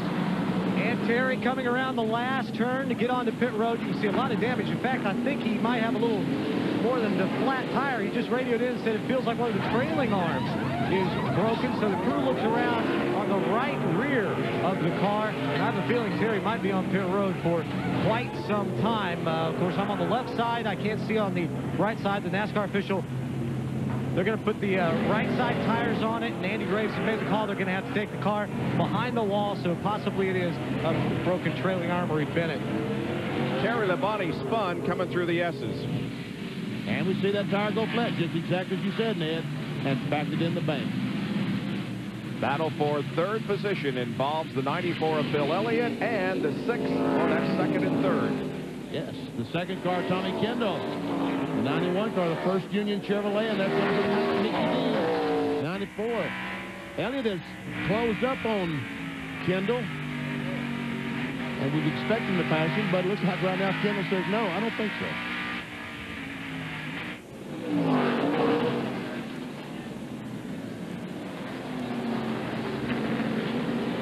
Well, Steve Grissom continues to lead this race with about a 3.6-second advantage on Tom Kendall. 48 out of 100 laps have been completed at Sears Point Raceway. Welcome back to Sears Point as you get an overhead view of this 1.9-mile road course. It's the Save Mark Kragen 350. We have gone over all caution because Ernie Irvin slid into the sand trap. There he is. And he's unable to get out of the sand trap, so they will throw the official, get a wrecker out there to pull him out. You can see how deep that right rear tire is buried into the sand. He tried to get out, but the more he tried, the deeper he went into it. So now, what does this mean for some drivers? Oh, boy, for Mark Martin, it's a huge, huge break. So, too, for Bill Elliott and Tommy Kendall. They had pit stops coming up here very shortly, but you know, now they'll get to make under caution. But you know who got the biggest break of all? Steve Grissom. He had just pitted a lap before that. He was still on the racetrack and probably be somewhere very near the front with 4 fresh tires and good to go to the next run. Good point. That's what we said earlier, that you make a green flag pit stop and hope the caution comes out while you're in the pit for the lap after. Yep, that's exactly what happened to Steve. Let's take a look at what happened to Ernie Irvin that's caused this caution flag. Well, it just all of a sudden spins right out into that sand. There is the chute, and I didn't see any other cars go by, so hard to imagine there was any contact. But and there we see the leader, Tommy Kendall, Bill Elliott, Mark Martin, follow the pace car. All this from the Pennzoil copter cam as it flies over turn number 11 here at Sears Point. There's the entrance to the pits on the right, and Mark Martin is going to take advantage. And the other 2 cars are going to pit in Gilligan's Island. See, they're pitting in Gilligan's Island. Yeah. Okay, so now they will go into the pits on the right side. Here comes Jeff. Here comes Gordon. And now Dale Jarrett did not pit. Down to John Kernan in Martin's pit. It'll be a 4-tire change for Mark Martin. They were hoping that the leaders, the other guys they're competing with, would come on in and pit because there'll still be one more pit stop. Only an air pressure adjustment of the rear tires for Mark Martin. Left's already going on. Looks like it's going to be a great pit stop for Mark. Now let's go down to Dr. Jerry Punch. Jeff Gordon will be able to make it on one more pit stop. They come in and change right side tires. Looking at the left side tires, they come around. They will change all 4 tires. Now left side crew coming around. They had a problem the first stop a little bit with the left rear tire. It goes on flawlessly now. Left front going on. They top it off with fuel, and he is down and away. And Doc, he got a bad break because maybe the fastest car here is Mark Martin beat him out of the pits. Boy, some interesting strategy being played out here. Several cars did not pit. Jeremy Mayfield completing his pit work and going back out there. Also jumping even Jack Wardburn, Kenny Irwin, Timmy Spencer. Well, we're nearing the halfway point of this event. We've completed 51 laps right now, and they're trying to get Ernie's car out of that sand. And look how deep the car is in it. Man, it's a bulldozer now. It's not a car. Sure is. It's not a car anymore. That's deeper than some of Benny's golf balls when he gets in the sand trap. That's right. Now they're trying to get the sand out of the way so they can drag him out. That's a great saver, though, because it'll slow the car down and stop it before it gets to any hard barrier that it would be able to hit. We'll be right back. Caution remains, getting Ernie Irvin's car out of the sand trap. It is Dale Jarrett who is leading this race at the moment after 52 laps. Well, there are a few things that you utilize more on a road course than you do on an oval. And that gives us the perfect opportunity to visit Bill Weber and a Track Fact. Track Facts are brought to you by... A rev limiter box is an invaluable tool on a road course. It works as a companion with the driver, preventing him from over-revving the engine. Say I'm on a road course and I miss a shift. I might turn 12,000 RPM. That could easily damage or destroy my engine, except I'm running this rev limiter chip, which prevents me from turning over 8,600 RPM, because the ignition box, working on a signal from the distributor, will shut down selected cylinders when the engine reaches 8,600 revolutions per minute, preventing me from over-revving the engine. Now, here's the trick. Since I have 2 ignition systems, I can run 2 rev limiter boxes. With 10 to go, if I need more RPM, I change ignition boxes. Now, I can turn 9,000 RPM. And with 5 to go, if I need even more RPMs, I can simply reach over and pull out this chip. Now I have unlimited RPM, but I have to be careful not to over-rev the engine. And one more thing to remember, these chips will not help when you downshift, when it's also very easy to over-rev the engine. Great explanation there by Bill Weber of a rev limiter, which you hear being used a lot here on this road course. It's the beautiful wine country of the Sonoma Valley of Northern California. Under caution here at Sears Point Raceway. We'll take a break and be right back with more of the St. Mark Kragen 350. Moments ago. Now they're just simply taping the hood pins down so that it come out, but they've got all the time in the world. What's going on down there, Jerry? Well, Benny, the problem is the handling on the car has gone away, and Jeremy said, we got to do something. I'm just bouncing all over the racetrack. So they came in and basically raised the hood. Paul Andrews and the guys made a shock adjustment in the front. That's why they were just putting the hood back down and taping the hood pins back down a moment ago. He is down and away. And by the way, updating why Dale Jarrett did not pit. We have talked to Todd Parrott, and he has learned from Steve Allen that they are getting excellent gas mileage. They can actually go, get this now, 42 laps on fuel. So if they get to lap 70 and pit, they're done for the day. Everyone else still has to come back in. So that's the strategy. Track position right now. And, of course, if it were to end right now, he would be our points leader. Let's go to Bill Weber. Well, a couple of interesting stories unfolding down here on pit road. First of all, there's a story of Robbie Gordon currently running 4th on the racetrack. The last thing he said to this crew before the race started was, I love this place. Ever since then, it's really been a cheerleading session, trying to calm Robbie and build his confidence. Take it easy, 1 lap at a time, 1 car at a time. Robbie has moved forward from his 18th starting position. His car has developed a little bit of a push. That's the story on the 96 team. Right next door in the 26 pit, Johnny Benson, who had to pit earlier under that caution, had a miss in the engine. Steve Meal says they worked on the carburetor. The problem has gone away somewhat. Benson did come back in, got 4 tires and a fresh load of fuel. He's now 23rd on the racetrack. Been as low as 39th during the race and as high as 10th. Now is in 23rd spot. Dale Jarrett is the leader of the race under caution here, with Sterling Marlin second, then Bobby Labonte. And we'll take another break and be back to Sears Point Raceway through the S's, and when they hit the starting line, they'll get the green flag and go back to racing. This Wednesday night at 9 o'clock Eastern Time on the Deuce, ESPN2's Thunder Series moves to Indianapolis Raceway Park for the USAC Stoops Freightliner Sprint Cars. And then the next day, we have qualifying for the Pepsi 400 at 9 o'clock Eastern Time Thursday night. It will be the Under the Lights qualifying session in preparation for the Pepsi 400 on Saturday night. So join us Thursday for qualifying at 9 Eastern. Okay, Bob, I think we're getting ready to go green again. Now, Rick Masters' car out front, he's on the tail end of the lead lap as they get the green and ready to go racing again. Off clear, off clear. Leader is Jarrett, second car in line. Hubert and Jeff Bodine are side by side up the hill.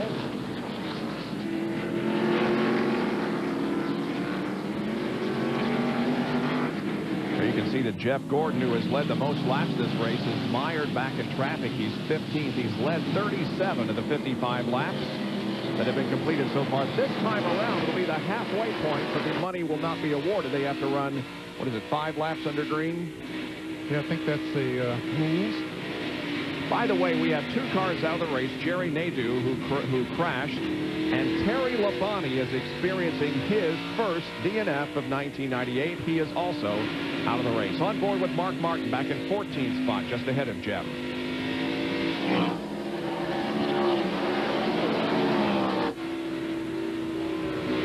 Here's Mark Martin, Jeff Gordon, back in 14th and 15th position. Battle for the lead. Sterling Marlin dives down to the inside.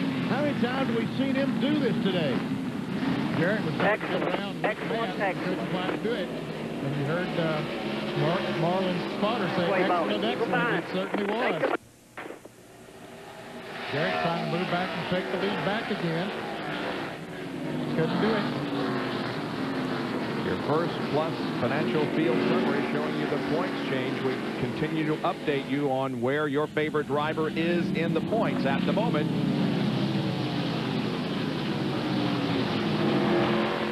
Sterling Marlin, if he leads at the line, will be our 7th leader of the race. Huh? He led the line when oh, that's right. That's right. He did. So Gordon, Grissom, Jarrett, Waltrip, Kendall, and Martin are the other leaders we've had.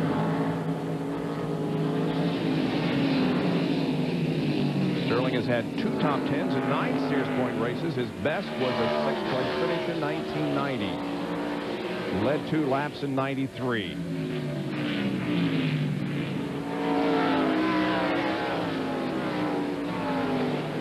Now Robbie Gordon and Jeff Burton breathing down the leader's neck. Here's Labonte trying to take second from Jarrett. And he does, and here comes Robbie Gordon. He'll go by or get alongside Jarrett anyway. And it looks like Robbie Gordon does take the spot from Jarrett. Rick Mass sitting up there in front of Sterling Marlin, just hoping for a caution so he gets to go all the way around the racetrack. And he's in the lead lap, but barely.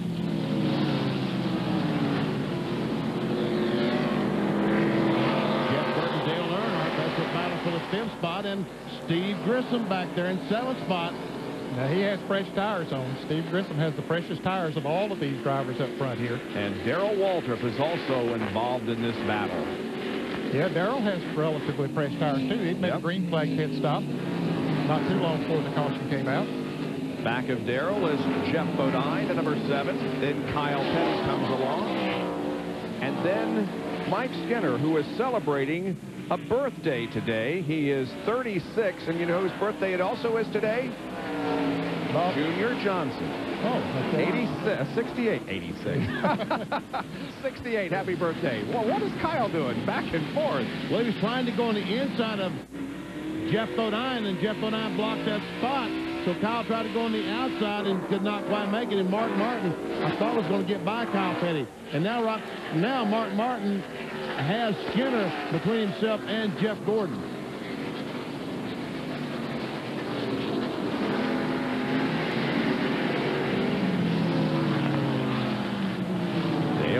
Right behind Steve Grissom. And again, you don't think of Steve Grissom as a road racer, but he's put on a very impressive show here today. Yes, he has. He has run very well, taken a provisional to get in the field, and has led a good portion of this race by some good pit strategy, but staying right in there. Jerry Punch has a report on Dale Jarrett, who slipped back to fourth. Bob, on the restart, DJ came by and didn't say anything the first time by when he lost the lead. He came by the next time, and he said something very quickly, which Todd and Brad Parrott were trying to understand. What they think he said was the toe got knocked out. And they haven't talked back to him, and he hasn't said anything since then, but obviously he's dropped back, and they have the bars and the string laying on pit wall in case he would need to pit, and they would need to set the toe in once again. Okay. Well, Sterling Marlin now with about a 1 second advantage on Bobby Labonte. Then comes Robbie Gordon, and Jarrett is in fourth place. That last lap, however, Jarrett had the fastest speed, 95.014 among the top 6. Back with more of the St. Mart Kragen 350 in a moment. Derry Cope also spinning. A close call for Bobby Hamilton, Sterling Marlin, and Jeff Gordon. Terry Labonte is out of the race. He and Nadu the only 2 out so far. And Ernie Irvin also was into the sand trap just moments ago. The leader is Sterling Marlin. There he is, followed very closely by Bobby Labonte. And Rick Mast, for the last 2 or 3 laps, has stayed in front of these leaders. And here we see Jeff Burton trying to get by Dale Jarrett, and they contact, and Burton goes around into the wall hard. Well, that is an area of the racetrack you don't normally see a crash. I can't remember anybody ever having wrecked there before, but Jeff Burton backed into that barrier very, very hard. And this will be the break that Rick Mast had been looking for. He's right in front of the leader. Jeff Burton don't know how much damage is done to the back of his X-side Ford.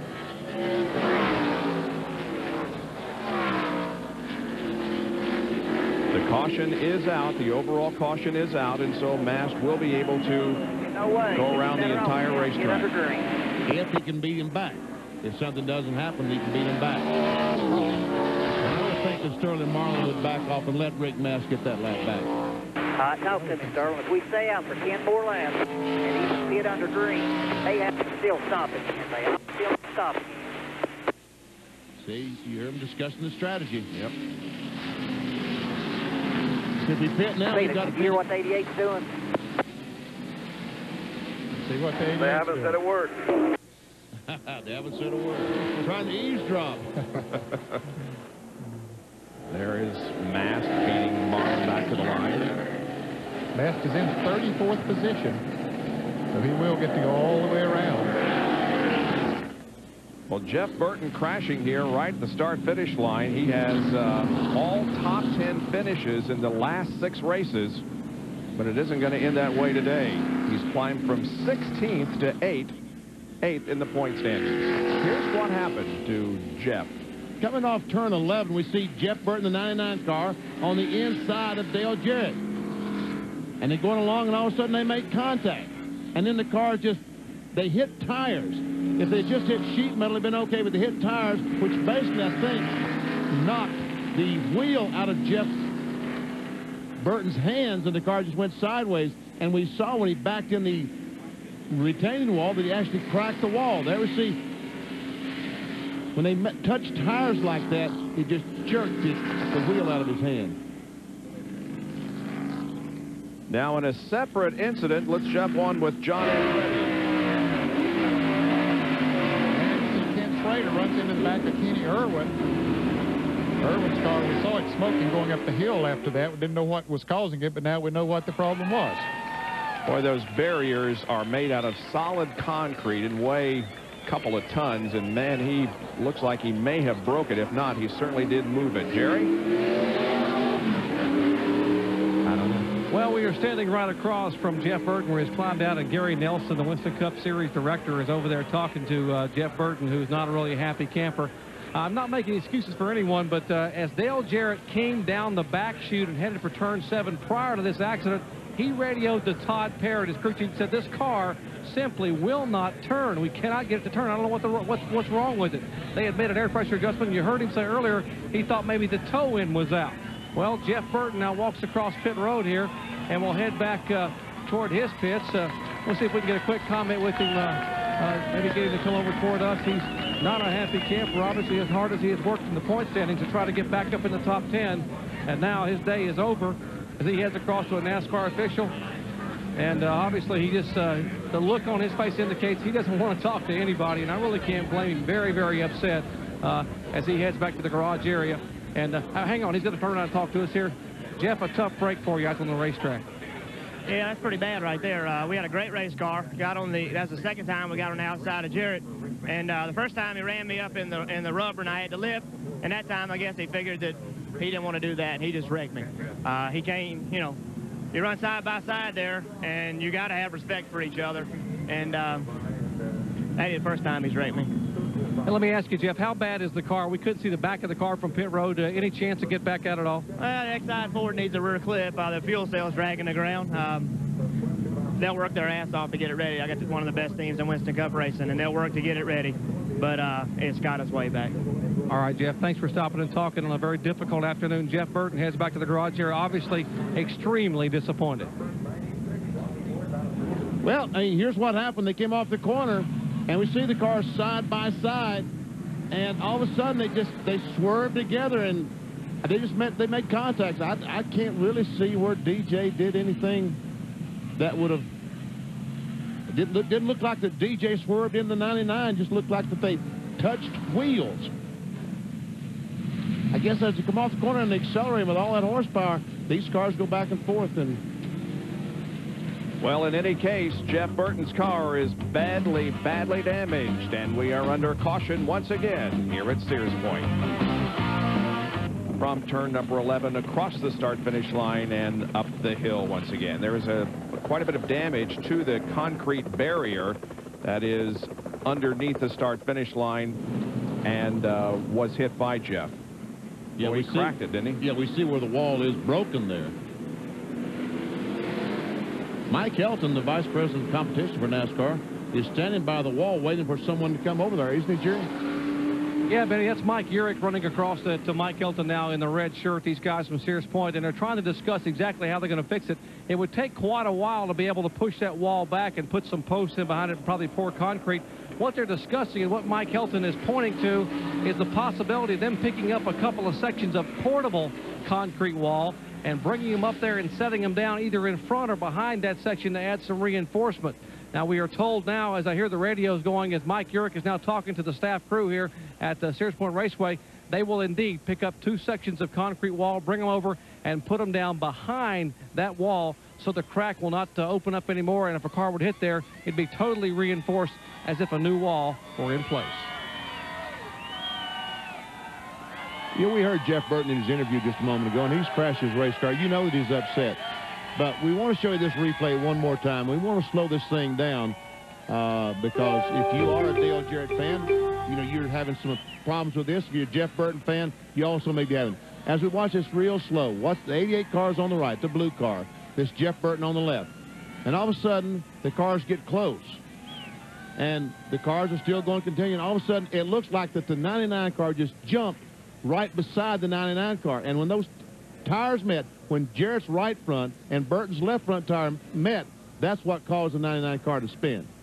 Now, watch this impact on the wall as he backs in, and we see the wall give way. From Mark Martin's onboard camera.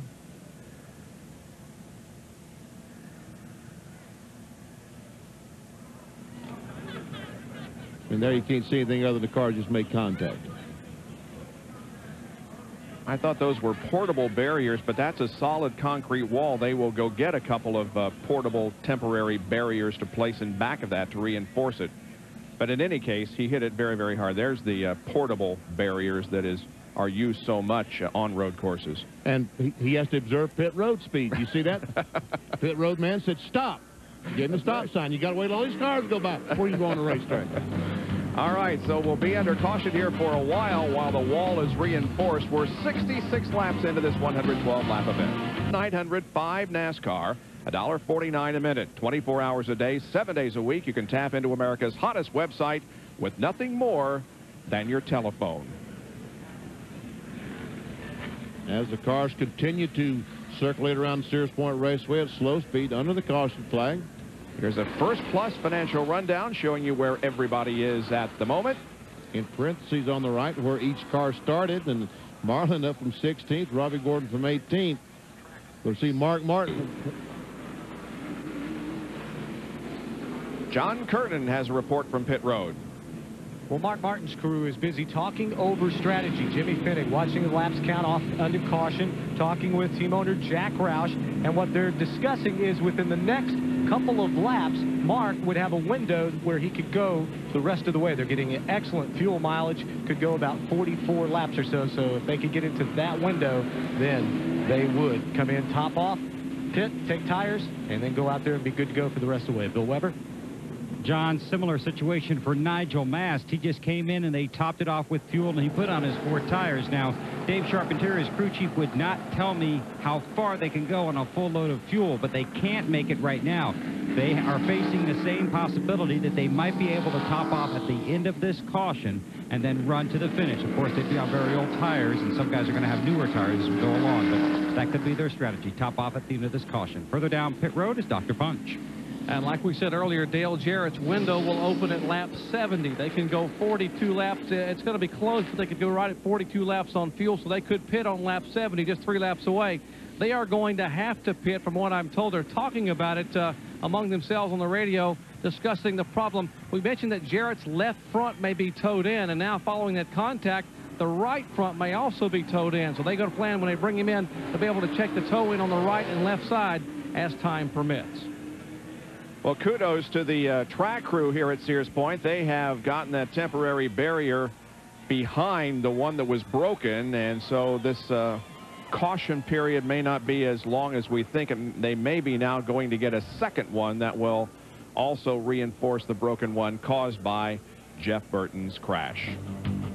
All right, well, we'll take another break here and be right back with more live coverage from Sears Point Raceway. Stay with us here at Sears Eastern Time on the Deuce. And they're moving that second temporary barrier now into place, so they're completing their work here rather quickly. Let's go down to Dr. Jerry Punch once again. Well, Bob, a move that may just win a road course race for the first time for Bobby Labonte if things play out his way. Now, their fuel mileage, they were the best of anybody we talked to all morning long in the garage area. They came in and pitted while we were in break a moment ago on lap 67. They could actually go 45 laps on fuel, so they will be able to stay out and go the rest of the way when everyone else has to at least pit one more time. So if it plays out and we stay green, Bobby may get him a road course victory. How about down where you are, John Kernan? Well, Jack Roush, Jimmy Finnick made the call last time by. Mark Martin likewise came on pit road, took 4 tires, topped off with fuel. They packed that thing and got it as full as they could. They feel they're also in a window where they can go the rest of the way. They'll be good to go. And it looks like Dale Jarrett now is ducking onto pit road, as well as Jeff Gordon and Darrell Waltrip and Kyle and Rusty. So everybody's coming. So this should be moving Mark up. In fact, they just radio Mark, told him that here they all come. So they had talked about forcing this to happen. It looks like they might have. They've told Mark to take it easy on fuel mileage. Let's go to Bill Weber. One car in that pack on pit road belongs to Dale Earnhardt, and he's already in his stall. He will get 4 tires and fuel, and they will hope they will be able to reach the finish. Right side's going on. They'll swing around to the left side. Joe Nemechek wheels by on his right. Meanwhile, Kenny Wallace returns to the track. 4 tires and fuel for Earnhardt to Jerry Punch.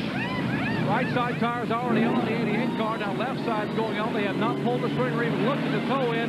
The left front does look like it's towed in, though, slightly. And Jerry's down the lane. Here comes Ward Burton, Jeff Gordon. They will run almost 3 wide trying to exit the pits. So a case maybe a monkey see, monkey do there with Bobby Labonte and Mark Martin coming in first, and then everybody else thinking that they also had reached their window, so they come in. Yeah, I think that was the case with those that came in this time around. They felt that they needed to go that other lap before they would be in their window. And that's the situation. If someone is in their window, they have no choice but to gamble that they can make it, because if Jeff Gordon or some of these guys can't run the prescribed laps, they're still not going to win the race. So they have to go out there and hope they get enough caution flags. They will be able to make it on gasoline. All right, we have completed 69 laps of this 112-lap race. Under caution, we'll be right back. As Sterling Marlin has given up the lead to come in for a pit stop. That's going to give the advantage now to Robbie Gordon as Sterling finds his pit stall. And we heard Tony Glover and Sterling talking about how many more laps they needed to run before Sterling could come in and get to the finish. Obviously, they've reached that magic mark. So they will pack the fuel cell as full as possible. He'll have 4 fresh tires, and something else this team has told me. This car is very, very good on long runs. Sterling Marlin is looking at a long run. Go on, go on. Back. Man, back.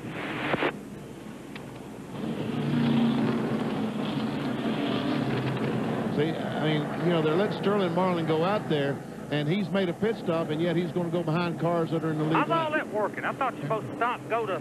That's exactly right, Sterling. I thought you were supposed to stop. Let you blend in? That's what they're Yeah. do.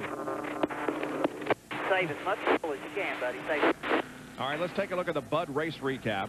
Robbie Gordon has just gone into the lead, so he really hasn't registered a lap yet because he hasn't come around. We've had 5 lead changes, 3 caution periods totaling 15 laps, and the average has been held down because of that to a little over 71 miles an hour. Jeff Gordon has led the most laps, Sterling Marlin the second most amounts, with Grissom, Jarrett, Darrell Waltrip, and Dow Kendall also having led this race. Only 3 cars out of competition: Jeff Burton, Terry Labonte, and Jerry Nadeau, who started outside row number 1. Well, Sunday Night Baseball on ESPN at 8 o'clock tonight has the New York. You watch the cars move down into the new part of the racetrack to shoot from the Pennzoil Copter Cam. That's the new part of the racetrack that is being used for the first time here in this NASCAR Winston Cup race. We are under caution because of an incident that occurred just before the start-finish line, and it occurred on lap number 63. And it's between Jeff Burton and Dale Jarrett. We see it make contact, and Burton spins and backs in the fence, and we can see where the wall is cracked, and that's what they're trying to do now, is fix the retaining wall.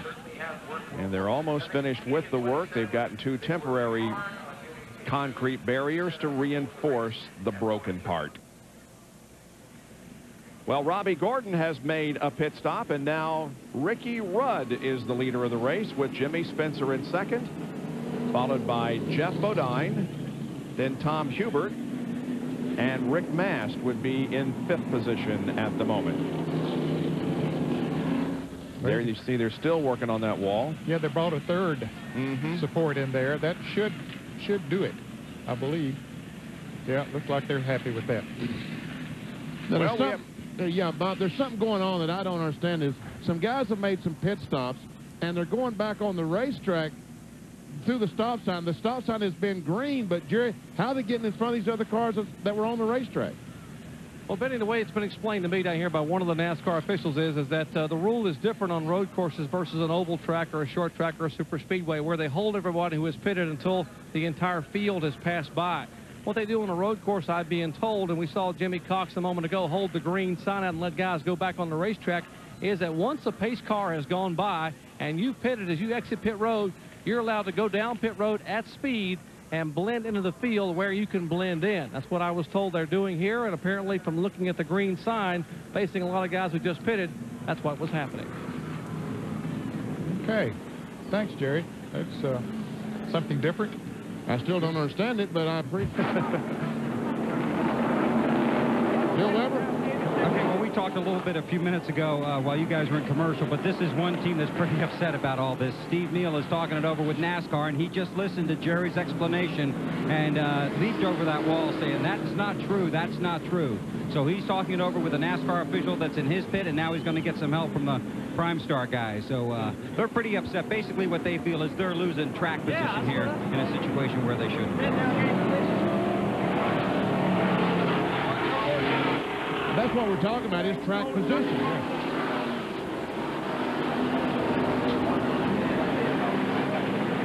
Yeah, normally on oval tracks, certainly the field has to go by before you can go out if you make a pit stop during a caution play.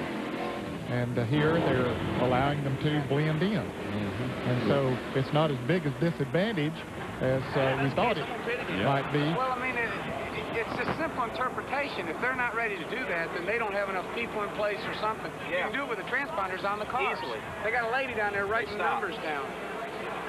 They what? I mean, we're talking like 6 spots so far we lost. Yeah. James Ince said they just lost 6 spots. And they said on TV that they were told, which they told them wrong, that you can blend in. You can't blend in. Pull alongside, and then you got to get back in behind who didn't hit. I mean, if you can blend, I'm going to bring him in and blend right down there and pick up 10 spots.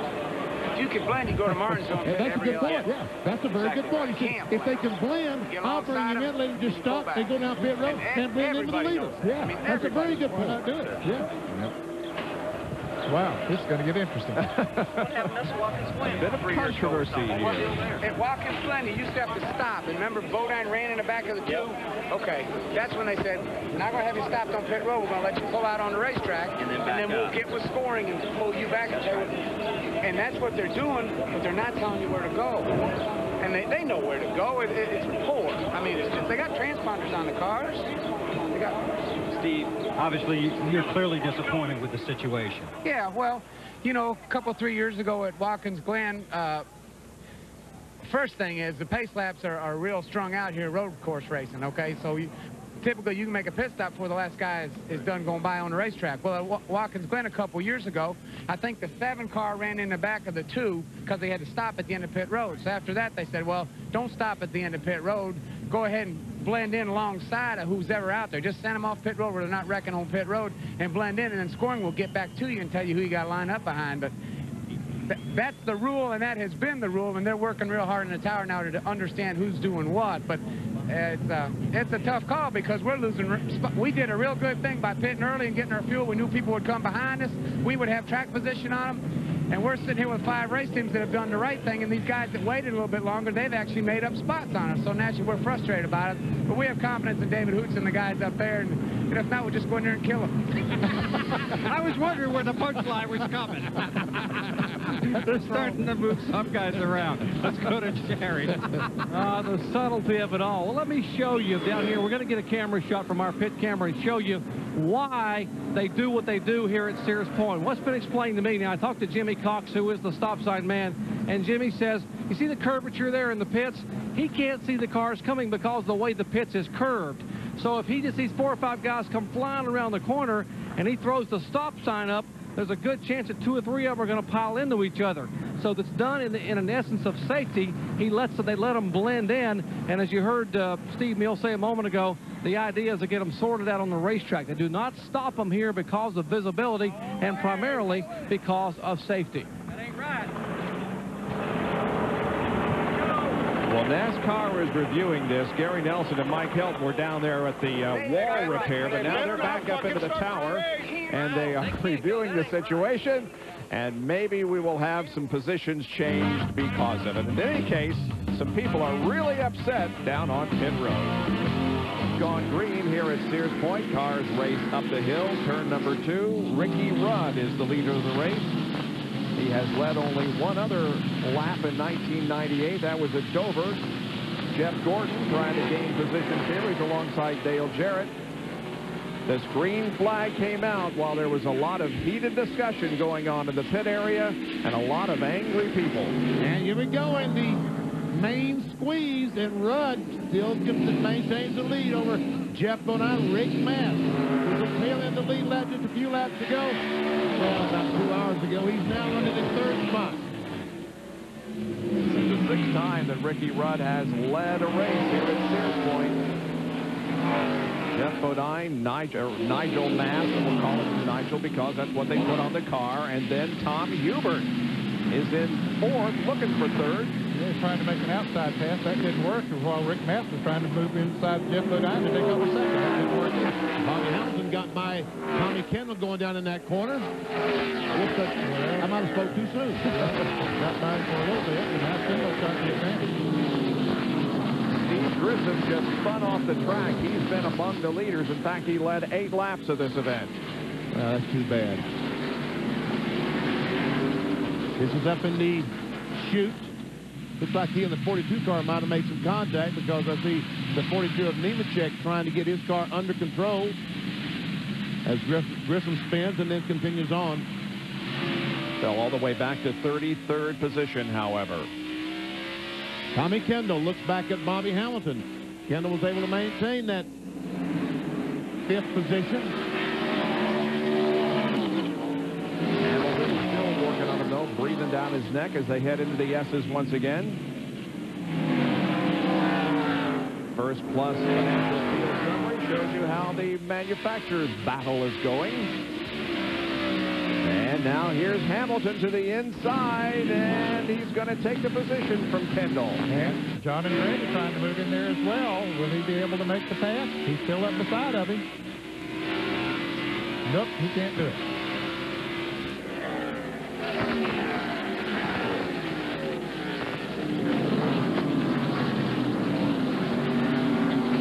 There comes Mark Martin, right behind Bobby Labonte. There's Labonte, the Interstate Batters, 18, the green car. Mark Martin in the 6th, Valvoline car.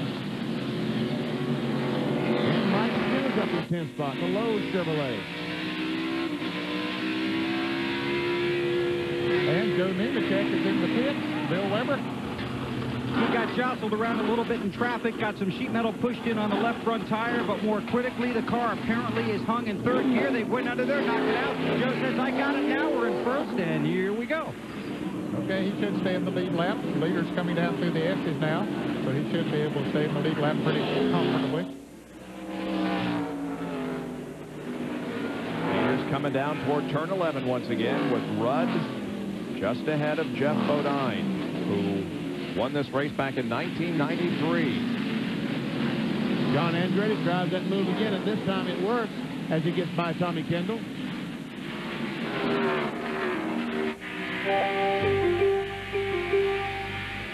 John Andretti has a lot of experience on road courses. He won his first IndyCar race on a street circuit in Australia, and of course has been involved in a lot of sports car racing at Le Mans and Daytona. Now on board with Mark Martin there for a moment in 9th position.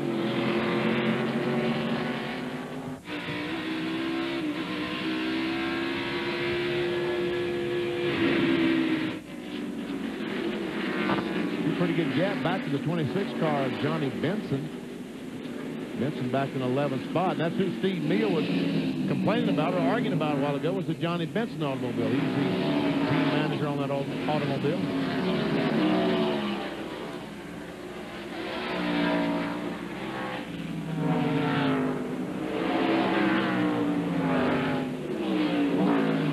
We see Hamilton diving on the inside of Hubert. And Andretti says, make those holes and let me follow. Boy, Hamilton's got a good move going into that hairpin turn. He's able to outbrake them going in there. Picks up the position about every lap. And Hubert has stopped. Yes, he has stopped. About to start finish line. Now, if he doesn't have reverse, the car is running. He's on the racetrack, so if he can't get going. He's right there at pit exit, or a little beyond that, actually. Yeah. Just beyond the start-finish line, but the car doesn't look like it's going to move. Sure doesn't. We see the Bradford White water heater was running in about the 5th or 6th spot. Had a good run today, but looks like it may be over. Jerry, what's going on? Well, we're with Kurt Rohrig, who owns the car number 19 that Tommy Hubert was having such a great run in. Kurt, what happened? Yeah, unfortunately, the drivetrain broke. We're out of it now. It was a great run for Tom. It's only his second Winston Cup race. He runs in the top 5. We were worried about our pit stops. This Bradford White Yellow Freight team did a fantastic job. His team's first Winston Cup race. We kept them in the top 5 all the way to the end of this deal. So I'm real proud of our guys. We'll be back there. Tough break for Tommy Hubert. And NASCAR has no choice now but to throw the caution flag because that car is not in a good area. It's on the racetrack, and it'll have to be gotten off the track. Back in just a moment. NASCAR Winston Cup race. World Cup Soccer continues on ESPN. Still under caution, Hubert's car is off the racetrack in a safe area, and we assume that they'll go back racing next time around. I think that's a safe assumption. And we wondered if some of those cars that didn't pit the last time, Bob, might come in this time and pit, because they should be within their fuel window. But Ricky Rudd did not, Jeff Bodine did not, Rick Mast did not. But I believe we heard pit reporters say earlier that Rick Mast had topped off and felt he could go the rest of the way, so maybe Rudd and Bodine feel the same way. And you know, yesterday in the happy hour, the practice we covered, that last hour of practice, Ricky Rudd practiced most of that hour on used tires, well-worn tires, and it might prove to be an asset this late in the race. We thank the Pennzoil Copter Cam for its overhead shots. Ricky Rudd, the leader of this race at the moment in his 610th NASCAR Winston Cup start. Way in Sonoma, California. Special thank you today to Racing Electronics. And every NASCAR Winston Cup race, they provide the communications that we hear among the drivers, the spotters, the crew chiefs.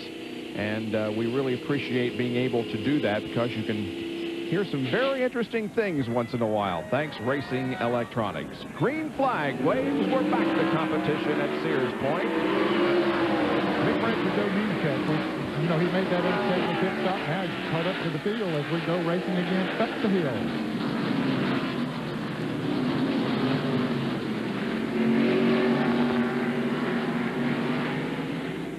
1989 winner Ricky Rudd still leads over Jeff Bodine, Rick Mast, Bobby Hamilton, and John Andretti now has worked his way up to 5th place. Then Bobby Labonte, Tom Kendall, Mark Martin, Mike Skinner, and Johnny Benson, the top 10. And Ricky Rudd trying to extend a long winning streak. Won a race every year for the last 15 years. And of course, the last race he won. And Dale Jarrett is off course. Dale Jarrett off course momentarily, but losing lots and lots of positions. I believe there's something wrong. Either a flat. I think the right rear tire is flat. Right rear tire is flat. So this will be a costly situation for him as far as the points are concerned. Because there's still 33 cars on the lead lap. We might set a record here today for cars on the lead lap. Yep. And there we see DJ going to the pits.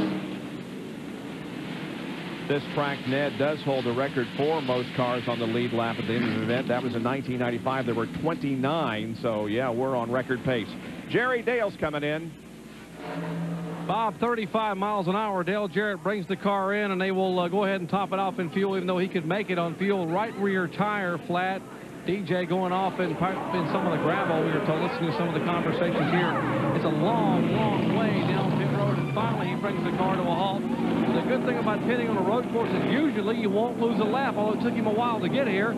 Right side tires on. They will go ahead and put left side tires on it.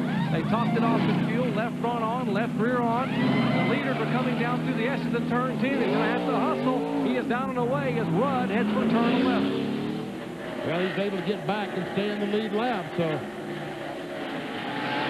as he leaves the pits and goes up towards turn 2, pretty soon we'll be seeing Ricky Rudd come around this corner to complete yet another lap. There you see Rudd come by. Oh, here comes Andretti trying to take the 4th spot from Rick Mast. Mast holds on. Bobby Hamilton has moved to 3rd.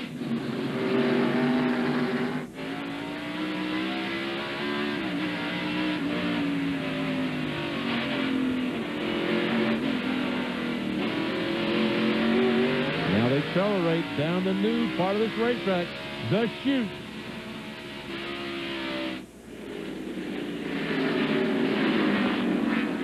And then the chute narrows down to the Essex.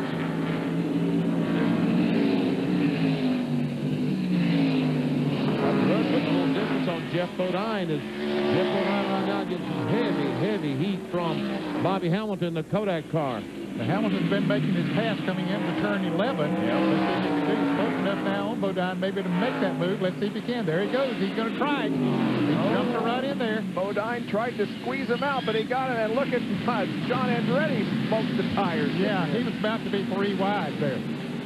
And he really had to smoke those tires. And Mark Martin's been able to get by Bobby Labonte. To put Mark Martin up to the 6th spot. Mark Martin has had a fast race car all day long. He just has not been able to get the right track position for him. Jeff Gordon, meanwhile, is back in 10th position, and Rusty Wallace is in 11th. Jeff Burton re-enters the race. 21 laps down.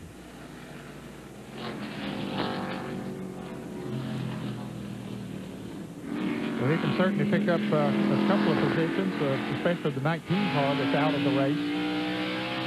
Might be the only position that he'll pick up unless somebody else goes out here pretty quickly. And every position is important because it means maybe some points for the standings. He came into this race 8th in the point standings, Jeff Burton did, and Ward Burton is off course. And he's just sitting there, and he's not that far off the racetrack. And we see a battle for the lead as Hamilton goes on the inside of Rudd and takes the lead. Bobby Hamilton has just been outstanding today. And this could bring out a caution flag. No caution yet for Ward Burton's car. Bobby Hamilton's best road course finish in 12 events. 14th. That happened here in 95. And now Rudd tries to get it back and drives off course momentarily. And you saw that caution. That's a corner flag. Yep. So that portion of the racetrack is under caution because of Ward Burton's car. Bobby Hamilton's average finish in road course races 27, but he's in the lead. Napa Field summary showing you that manufacturer's battle, which continues to be an exceptional one, as Ford has a 2-point advantage on Chevrolet. Now you see the Ford leaderboard with Rudd the best in second. Hamilton his car seems to be so good down the Essex portion of the racetrack, and especially through turn 11. And we see Rick Mass trying to get on the inside of Jeff Bodine, also trying to block that move by John Andretti. And the caution is going to come out once again. They have to get Ward Burton's car in a safer spot.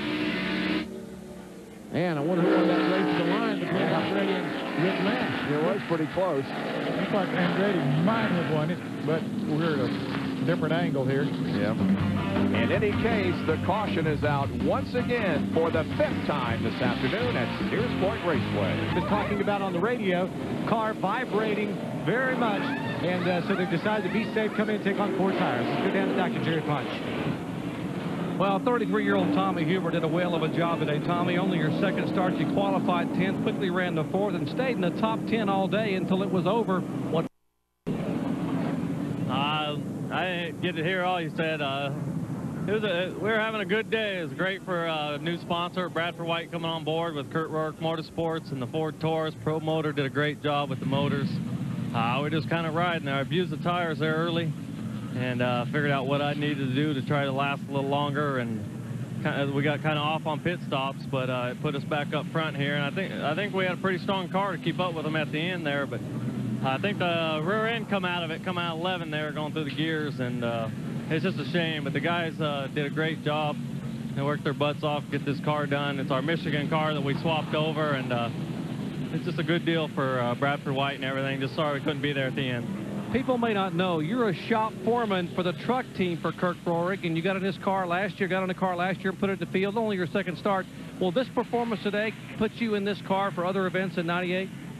Well, I don't know, but you know, the main thing out of this weekend is I hope between Bradford White and the other sponsor we had on the car we ran on Saturday. Maybe we get a sponsor to do some truck races or bush races, or get a ride with somebody. I work shop foreman for this team now, but the main goal is to drive, so hopefully we'll get something out of it. Tommy Hubert, an impressive performance today, and guys, you may not be able to tell, but he doesn't get very excited. In addition to Mark Martin making a pit stop, Joe Nemechek came in, and so did Jeremy Mayfield. And Mayfield now drops back to the 31st position. He was the points leader in the NASCAR Winston Cup Series going into this event. You see the cars slithering up through the S's. Trying to clean their tires off a little bit, anticipating the green flag when they come down. They will get the green flag at the conclusion of lap number 88 on lap 89. This is a 112-lap event. Bobby Hamilton, Ricky Rudd, Jeff Bodine, John Andretti, and Nigel Mast. Down to Bill Weber. That's hard to say, isn't it? Yes, it is. And one car to watch is Ricky Rudd, currently second behind the 4, pitted on lap 51. He's on very old tires. That's what he practiced on in happy hours you guys talked about a few minutes ago. They are contemplating trying to reach the finish. We've had a number of caution laps, and that would help their fuel mileage. Right now, they don't think they can make it, but I said they are thinking about it. We'll see. All right. Go, go, go, go! Green flag, green flag.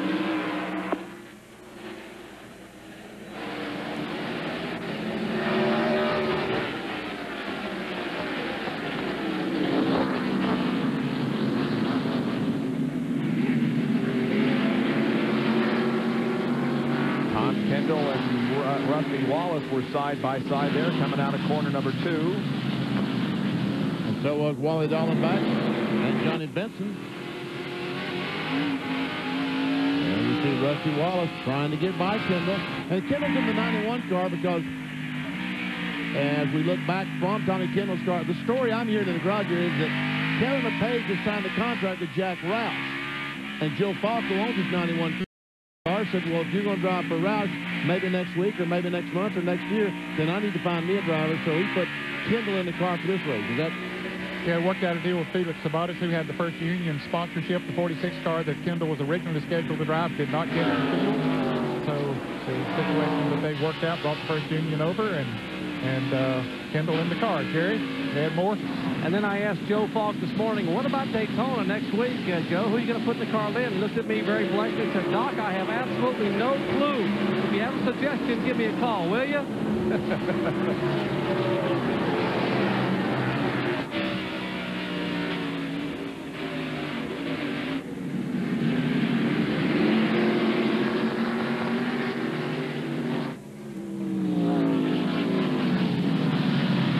Show you a Napa field summary here, and we're going to show you how all of this juggling has affected the point standings. It's been up and down for Jeremy Mayfield. He was in, then out, then in. Now he's out again. And Bobby Labonte moving up a spot as of right now. Terry Labonte down 2. These point positions change about every lap. John Andretti looking pretty good here as he pursues Jeff Bodine. He had a run on Jeff Bodine going into turn 2 just a moment ago, but not quite able to make the pass. John Andretti's been pretty good into turn 11 as well. Let's see this time. If he's going to try to outbrake, well, he's going to try to go on the outside. Oh, and some contact. Jeff Bodine and fucking brake collide. And a lot of evasive action taken there. Now Bodine gets going. Now Rudd gets going. So I guess there'll be no caution. Nope, don't see one. Nope, everybody's... Well, that was a costly situation for them. Damage to that 7 car, to Jeff Bodine's car, the Phillips car, some heavy damage. And you can see where he ran in the quarterfinal of Rudd's car. Some damage to that car, pretty heavy damage as well. And there they are right back on the racetrack together. So now it's Bobby Hamilton, John Andretti, Rick Mast, Jeff Gordon to 4th, and Rusty Wallace to 5th. As Rudd and Bodine will fall in here at the back of the field. There is brother Brett passing by. Brett is back in 35th position, 2 laps down. Here it is. Wow. Close call for Bobby Labonte. Man, I'm telling you. I guess Jeff was just trying to beat the 43 car in. He was down pretty low getting into that corner. Of course, you go in there low, but you normally go high then low. But he was down pretty low, and Rudd had taken his line that he normally would come in there and right down in front of Bodine as he came down through there, and wham. From Rudd's onboard camera.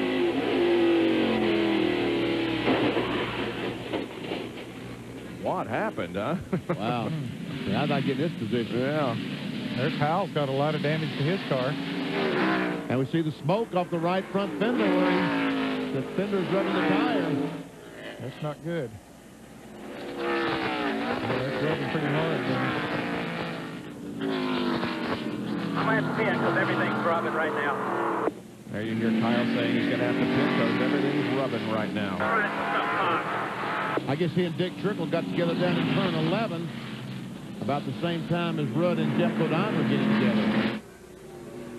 All right, here comes Bobby Hamilton now. Got a pretty sizable lead here on John Andretti. As now 92 laps are about to be completed at Sears Point Raceway. We'll be right back.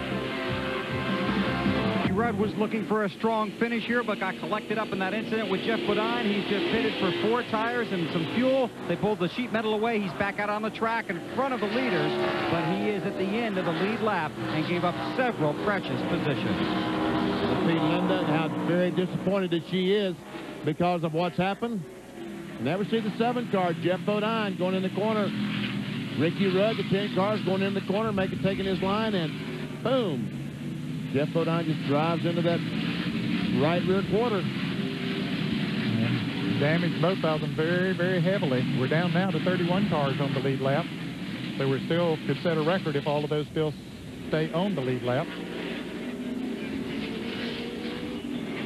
There's Ricky Rudd. He is in 31st position, but he's almost a lap down. You see the leader coming right there. Not too much racetrack between Rudd and the leader, Bobby Hamilton.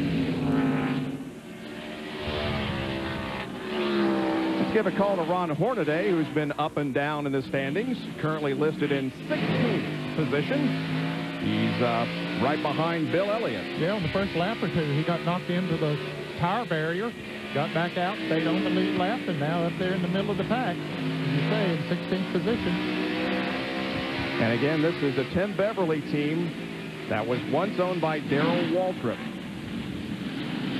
Bill Elliott there, moving up on Wally Dallenbach in the 50 car. Dallenbach 14th. Elliott is in 15th. And another car making a pit stop. Well, Bob, Jeff Bodine really had to come on in because the spotters kept telling him there were tires rubbing around the racetrack. They didn't want to take a chance on him cutting a tire at these speeds here. It's an awfully fast road course, and maybe going over the tire barrier and hurting himself and destroying a race car. They came in, they're putting tape on it, they're putting bungee cords on it. They were going to push down on the front of the hood and make sure there weren't any other tire rubs anywhere else. Now they're still working, Pete Peterson and the crew now trying to make sure that the ductwork is intact so the brakes stay okay. They pull some of the sheet metal away, and he puts it back in gear and slowly moves back to turn 1. Well, this battle back for 14th, 15th, and 16th is among the best on the racetrack right now. Dallenbach, Elliott, and Ron Hornaday. This is Dallenbach, 14th, Elliott in 15th, Hornaday in 16th. And see Jeff Gordon closing in right on the back of John Andretti. That's for second spot.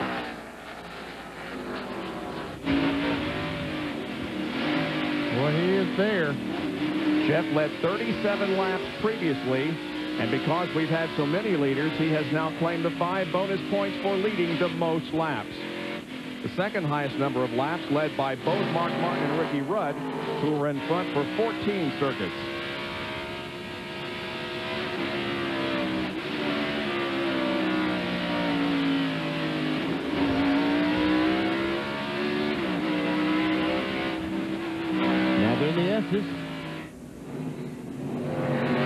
They'll be getting turn left in just a minute. We'll see if Jeff Gordon, as well as John Andretti's been getting into turn 11, is We'll see what Jeff can do with him there. Yep. Andretti has made several passes going into 11, but now will somebody pass him? See a little damage on the left front of Gordon's car there. Here he goes. Jeff Gordon trying to take second from John Andretti. He'll get the job done. And there's the leader, not that far in front of Jeff Gordon. And he's got a lot of time to go, 17 laps to go. Well, Gordon led early in the race, and then in the middle part was back, between 6th and 20th, and now all of a sudden he's back up to second spot. But about 1.3 seconds behind the leader, Bobby Hamilton. And Gordon shaved the interval on Hamilton from 2.7 to 1.8 from laps 90 to 94. And look at that 73.6. Very, very good lap by Jeff Gordon. Well, there's still a lot of racing to go. We've got 16 more laps of competition here. Right now, it's Bobby Hamilton on top of the standings.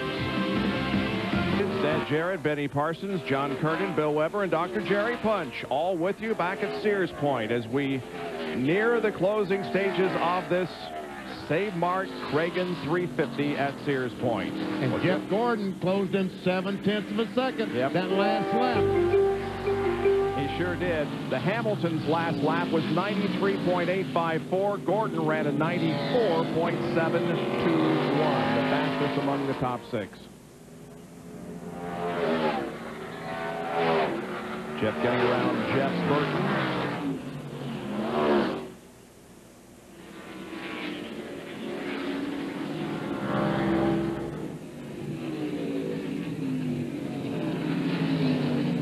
John Andretti remains third, and Rusty Wallace has had a great race, is now in 4th position. Rusty Wallace started back at 28th spot and is currently running in the 4th spot, and right behind him, though, Bobby Labonte, Interstate Batteries Pontiac.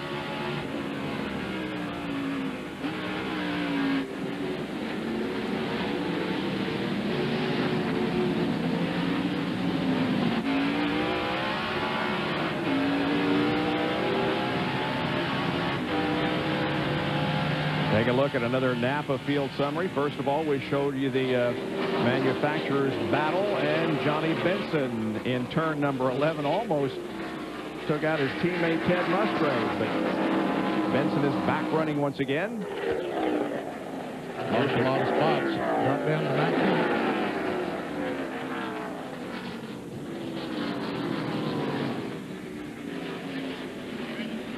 Gordon continues to close in a little bit each lap. Down to less than a second now. Well, we also have to take our hat off to Kenny Irwin, who has never raced here at Sears Point in the NASCAR Winston Cup event.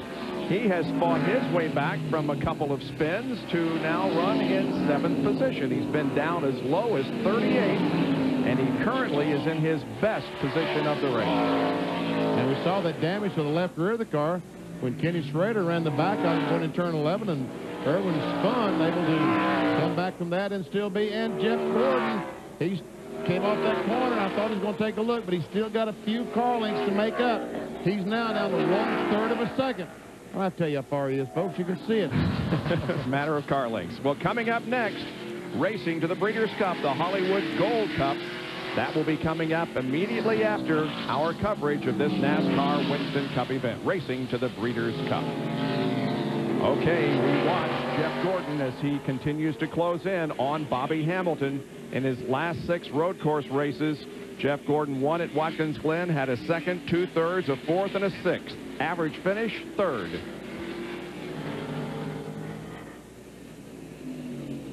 Meanwhile, that number 4 car has had 5 top 10 finishes in the 9 previous events here at Sears Point. 4 for Ernie Irvan, including a win in '92, and Sterling Marlin finished 7th in this car in 1995, or at least for this team. Well, now we see Robbie Gordon and Dale Earnhardt running together in 11th and 12th position, and right ahead of them is Mike Skinner, who's done an outstanding job today in the top 10. He is indeed in 10th place.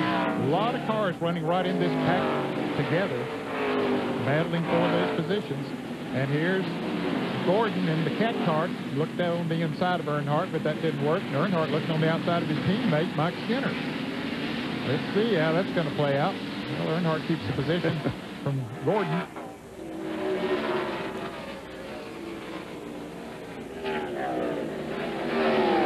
Earnhardt continues to pursue Mike Skinner, his teammate.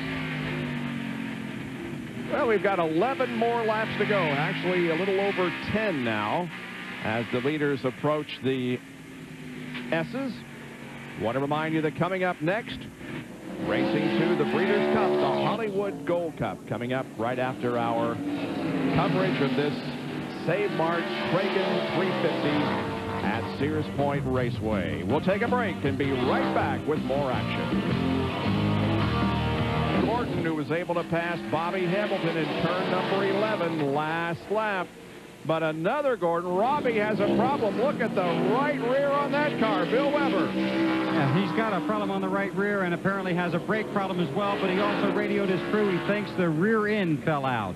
So he was coming to pit road, and now he's going to try and limp back to pit road. And now the 4 and the 24, Jeff Gordon takes the lead away from Bobby Hamilton, so they swap it back and forth. Yeah, they sure did. Bobby had it for just an instant, but Jeff was able to get back around him. Originally, this is how Jeff took the advantage. A couple of laps ago, turn 11, heavy braking. They make contact. We see the cars get together. We see the smoke.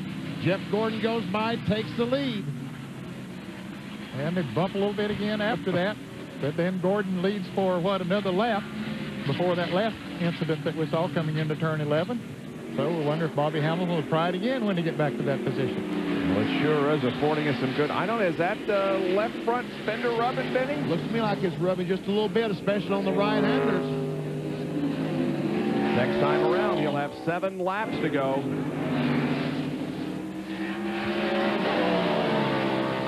Putting a little bit of daylight between himself and Bobby Hamilton. Jeff Gordon, the hometown favorite. He was born and grew up not too far from here in Vallejo, California. Just within a stone's throw. And Bobby couldn't get on the inside of him that time, but he got close. Ooh, maybe a little too close. Just a little bit of a hedge there.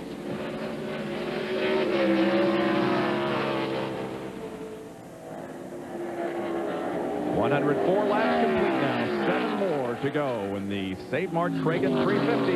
Oh, it's 112. Oh, is it?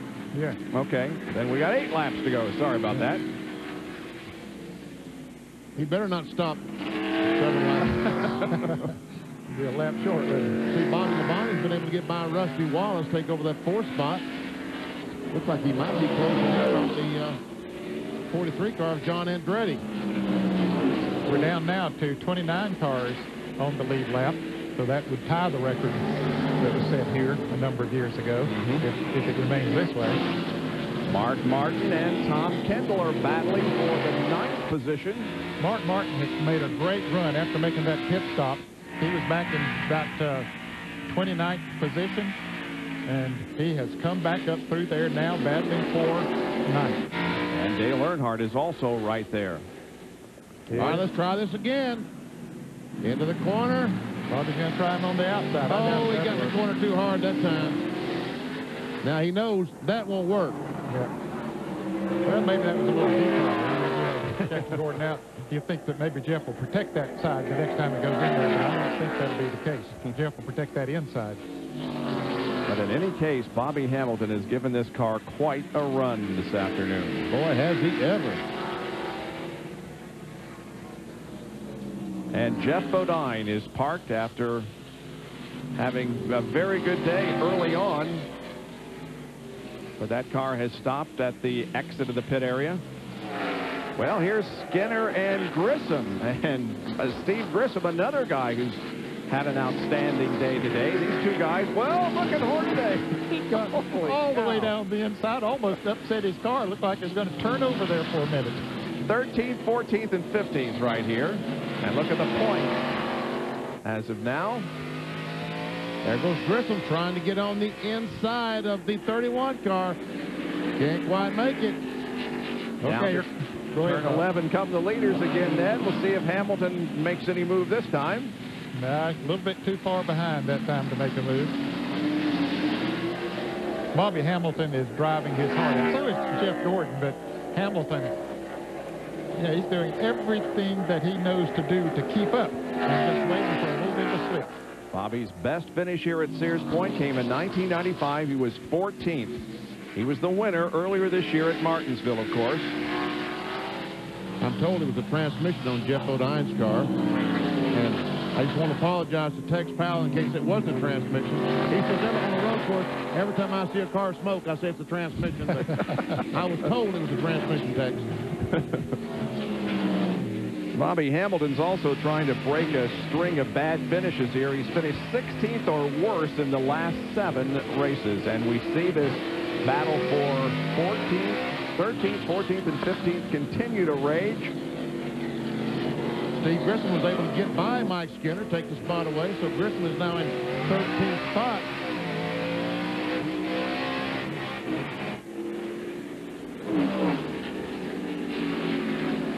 The points leader coming into the race was Jeremy Mayfield. He is 19th. In 19th. Yeah, still on the lead lap, but back in 19th. Now we see the caution flag waving. Now we got a car up. Oh, that's Jimmy Spencer, who's way off course. Wow, is this going to bring out no? Looks like he's going to keep it going. Local caution only while they get Spencer back on the track. Hamilton is hanging right there, isn't he? He sure is. There's Jimmy. He's gotten going again. Needs a wash job. At least the windshield so he can see where he's going. Yeah. Once again through the chute. And we see that smoke once again off that left front tire on Jeff Gordon's car. Well, Jeff has certainly not been able to pull away from Bobby. After he made that pass, Hamilton is stuck right with him. And in fact, every time they come down into turn 11, you see who's going to come out with the lead. They pulled away 8.5 seconds over John Andretti. Andretti has over 2 seconds on Bobby Labonte. Once again, Hamilton, he's able to move in a little bit coming into that corner, but Gordon will get a good traction off of there and take off. 108 laps have now been completed as Jeff crosses the line. Let's see what happened to Jimmy Spencer when he got off course over coming out of the chute or in the chute. Let's see where it was. It was in the chute. Yep. And we see him in the gravel trap. And I tell you, he's lucky the car did not mire up in there and stay there. And he's just about to go in the, oh, he's running over all kinds of signs there. He sure is. He wasn't through spinning yet. Rich Bickle. Well, now Jeff is opening up again, a little bit of daylight between himself and Hamilton. Bobby might have used up just all of that car that he could use up trying to stay up with Jeff Gordon. As I said, he was driving his heart out, using every bit that he could, and he might have, you know, just abused those tires a little bit, which that's what he had to do. Yep. I mean, it was the time to go. If you had anything, you know, keep the pressure on. Here is Rusty Wallace. You already saw John Andretti, Bobby Labonte, and now we see Mark Martin has passed Sterling Marlin for 6th position. And a reminder coming up next, racing to the Breeders' Cup, the Hollywood Gold Cup.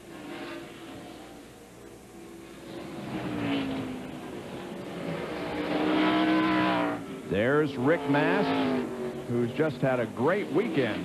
8th place. There you see. And we've been calling him Nigel all day because his crew, oh, he almost spun going in the corner. And we see Elliott trying to get on the inside of Earnhardt, and he does it. Whoa! Not quite. And look at Steve Grissom, who's also in there in the fight for that position. Well, he passed Elliott while he was trying to pass Earnhardt. So put Grissom up to the 11th spot. How about that? Great run for Steve Grissom.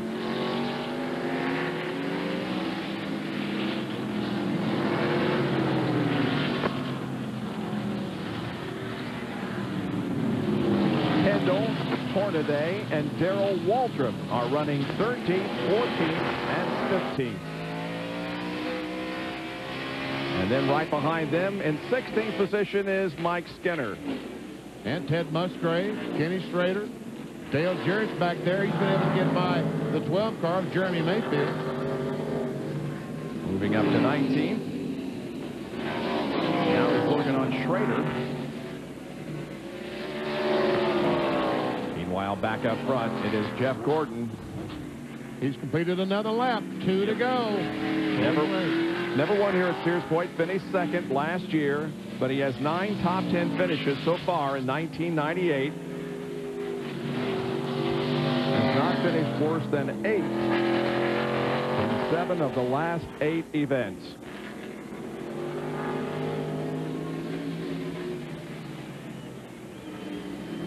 Getting himself a pretty good cushion now. Yep, he's really opened it up now. And when he comes around this time, he'll get the white flag.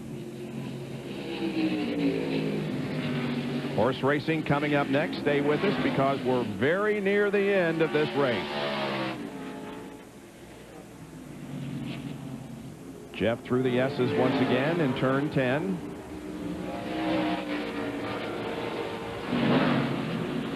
Here's corner number 11. No threat from Hamilton this time.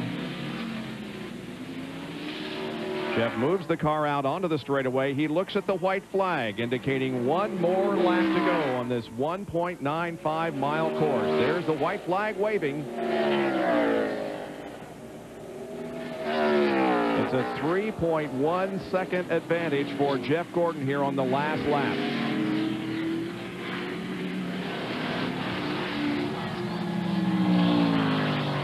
Dale Jarrett led 5 laps in this race. He's back in the 18th spot. This past Ted Musgrave moved him up to 17th.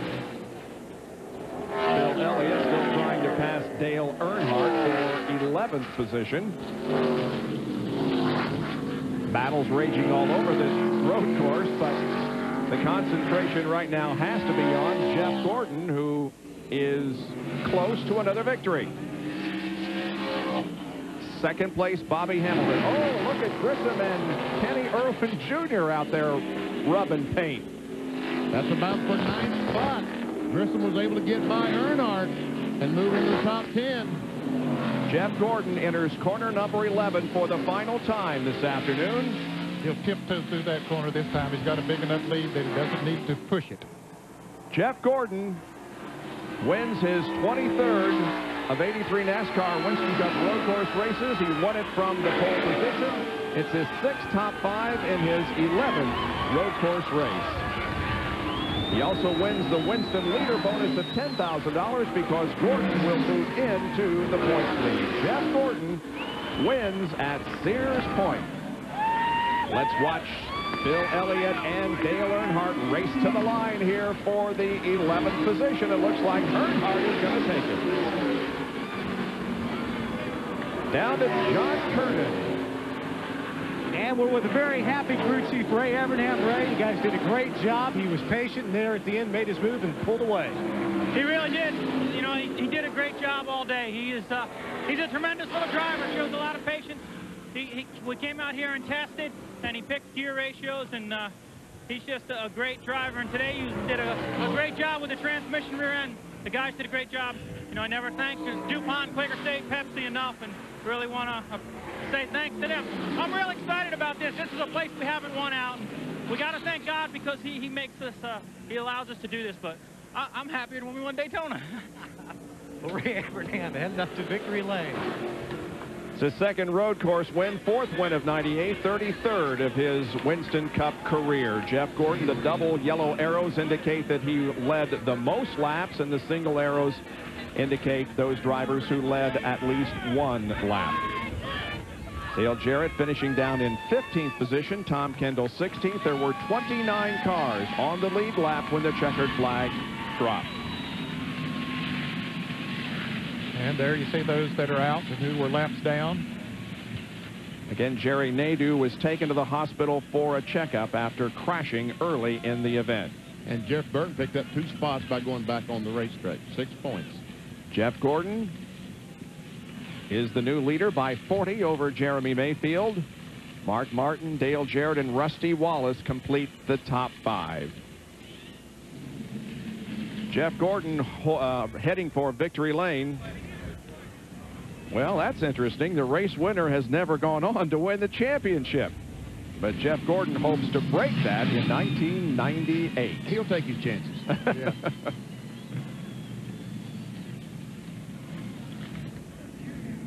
There you see Jeremy Mayfield peeling off behind Jeff, going to his truck while Jeff Gordon hunts for victory lane here at Sears Point. Again, a reminder that horse racing will be coming up here momentarily. Just as soon as we talk to Jeff Gordon to get a few words from him, we'll be switching you to the other kind of racing. 1 horsepower. Yes. The Rainbow Warriors are already in victory lane as Jeff Gordon has now made his way there.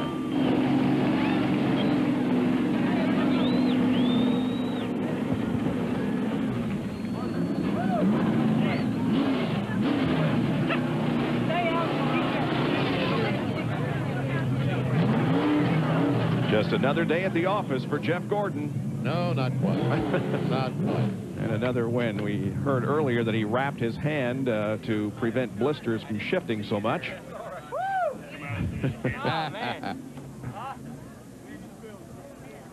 Happy young man right there. Yes, sir. I was talking to somebody who was watched the test out here and said, you can't believe how hard this young man worked to get the car right for Sears Point. All right, we're standing by for the McDonald's winner's circle as Jeff Gordon is going to take a swig of Pepsi and then climb out of the car. Woo, that's good. All righty. I think he's about ready.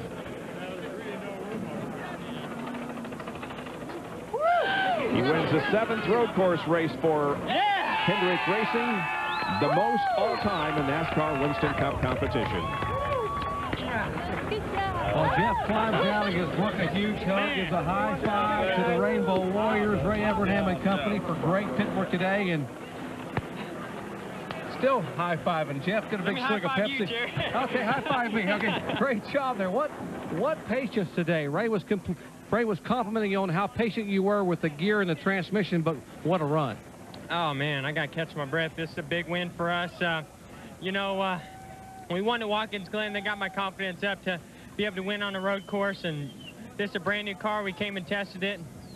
You know, there was times when we were really good today and we were out front, and then there was times when I didn't know what was going to happen. We, you know, had some funky things happen today with cautions and pit stops, and I just got to thank the Lord. I tell you, blessing me and this entire team so much with so many great things that I just don't know when it's all going to stop. But I want to thank them every chance I get. And I want to thank DuPont Automotive Finishes and the Chevrolet and Quaker State and Pepsi. And, man, what an incredible day, incredible team. These guys are awesome, these Rainbow Warriors.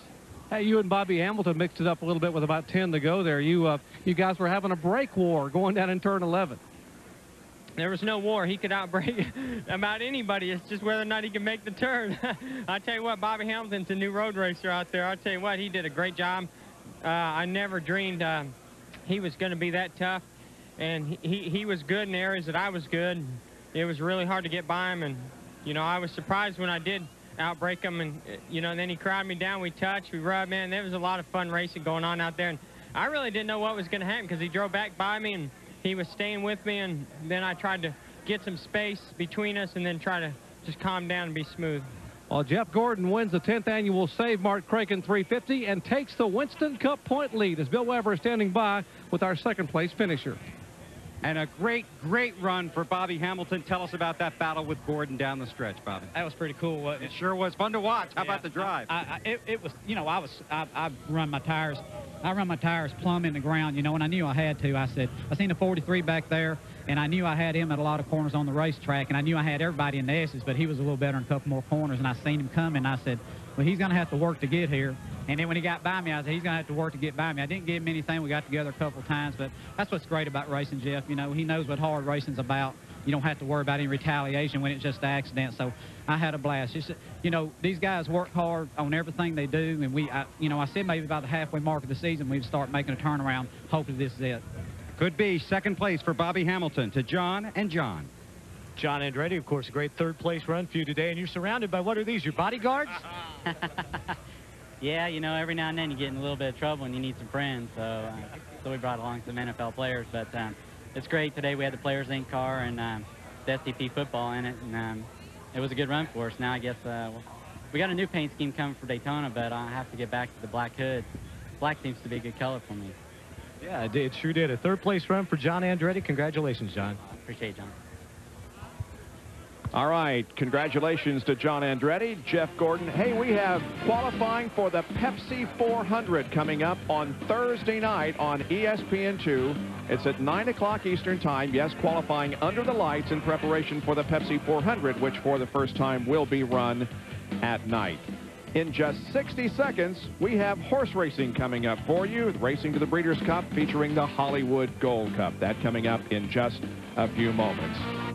Well, we thank the Pennzoil Copter Cam for its beautiful shots from overhead of Sears Point today. Jeff Gordon wins. Not only does he win the Winston bonus, he gets the 76 challenge, also another 38 grand BP. I tell you what, Jeff Gordon, as I said just a moment ago, people who were here watching that test said they could not believe how hard he and all his team worked to get that car right for this race when they were here about a month ago testing. 7th career win from the pole position, Jeff Gordon's. And it's Chevy's 7th win of 1998, tying them with Ford for the most victories. Thanks for joining us here today. For Ned Jarrett, Benny Parsons, John Kernan, Bill Weber, and Dr. Jerry Punch, I'm Bob Jenkins. This has been a presentation of ESPN, the worldwide leader in sports.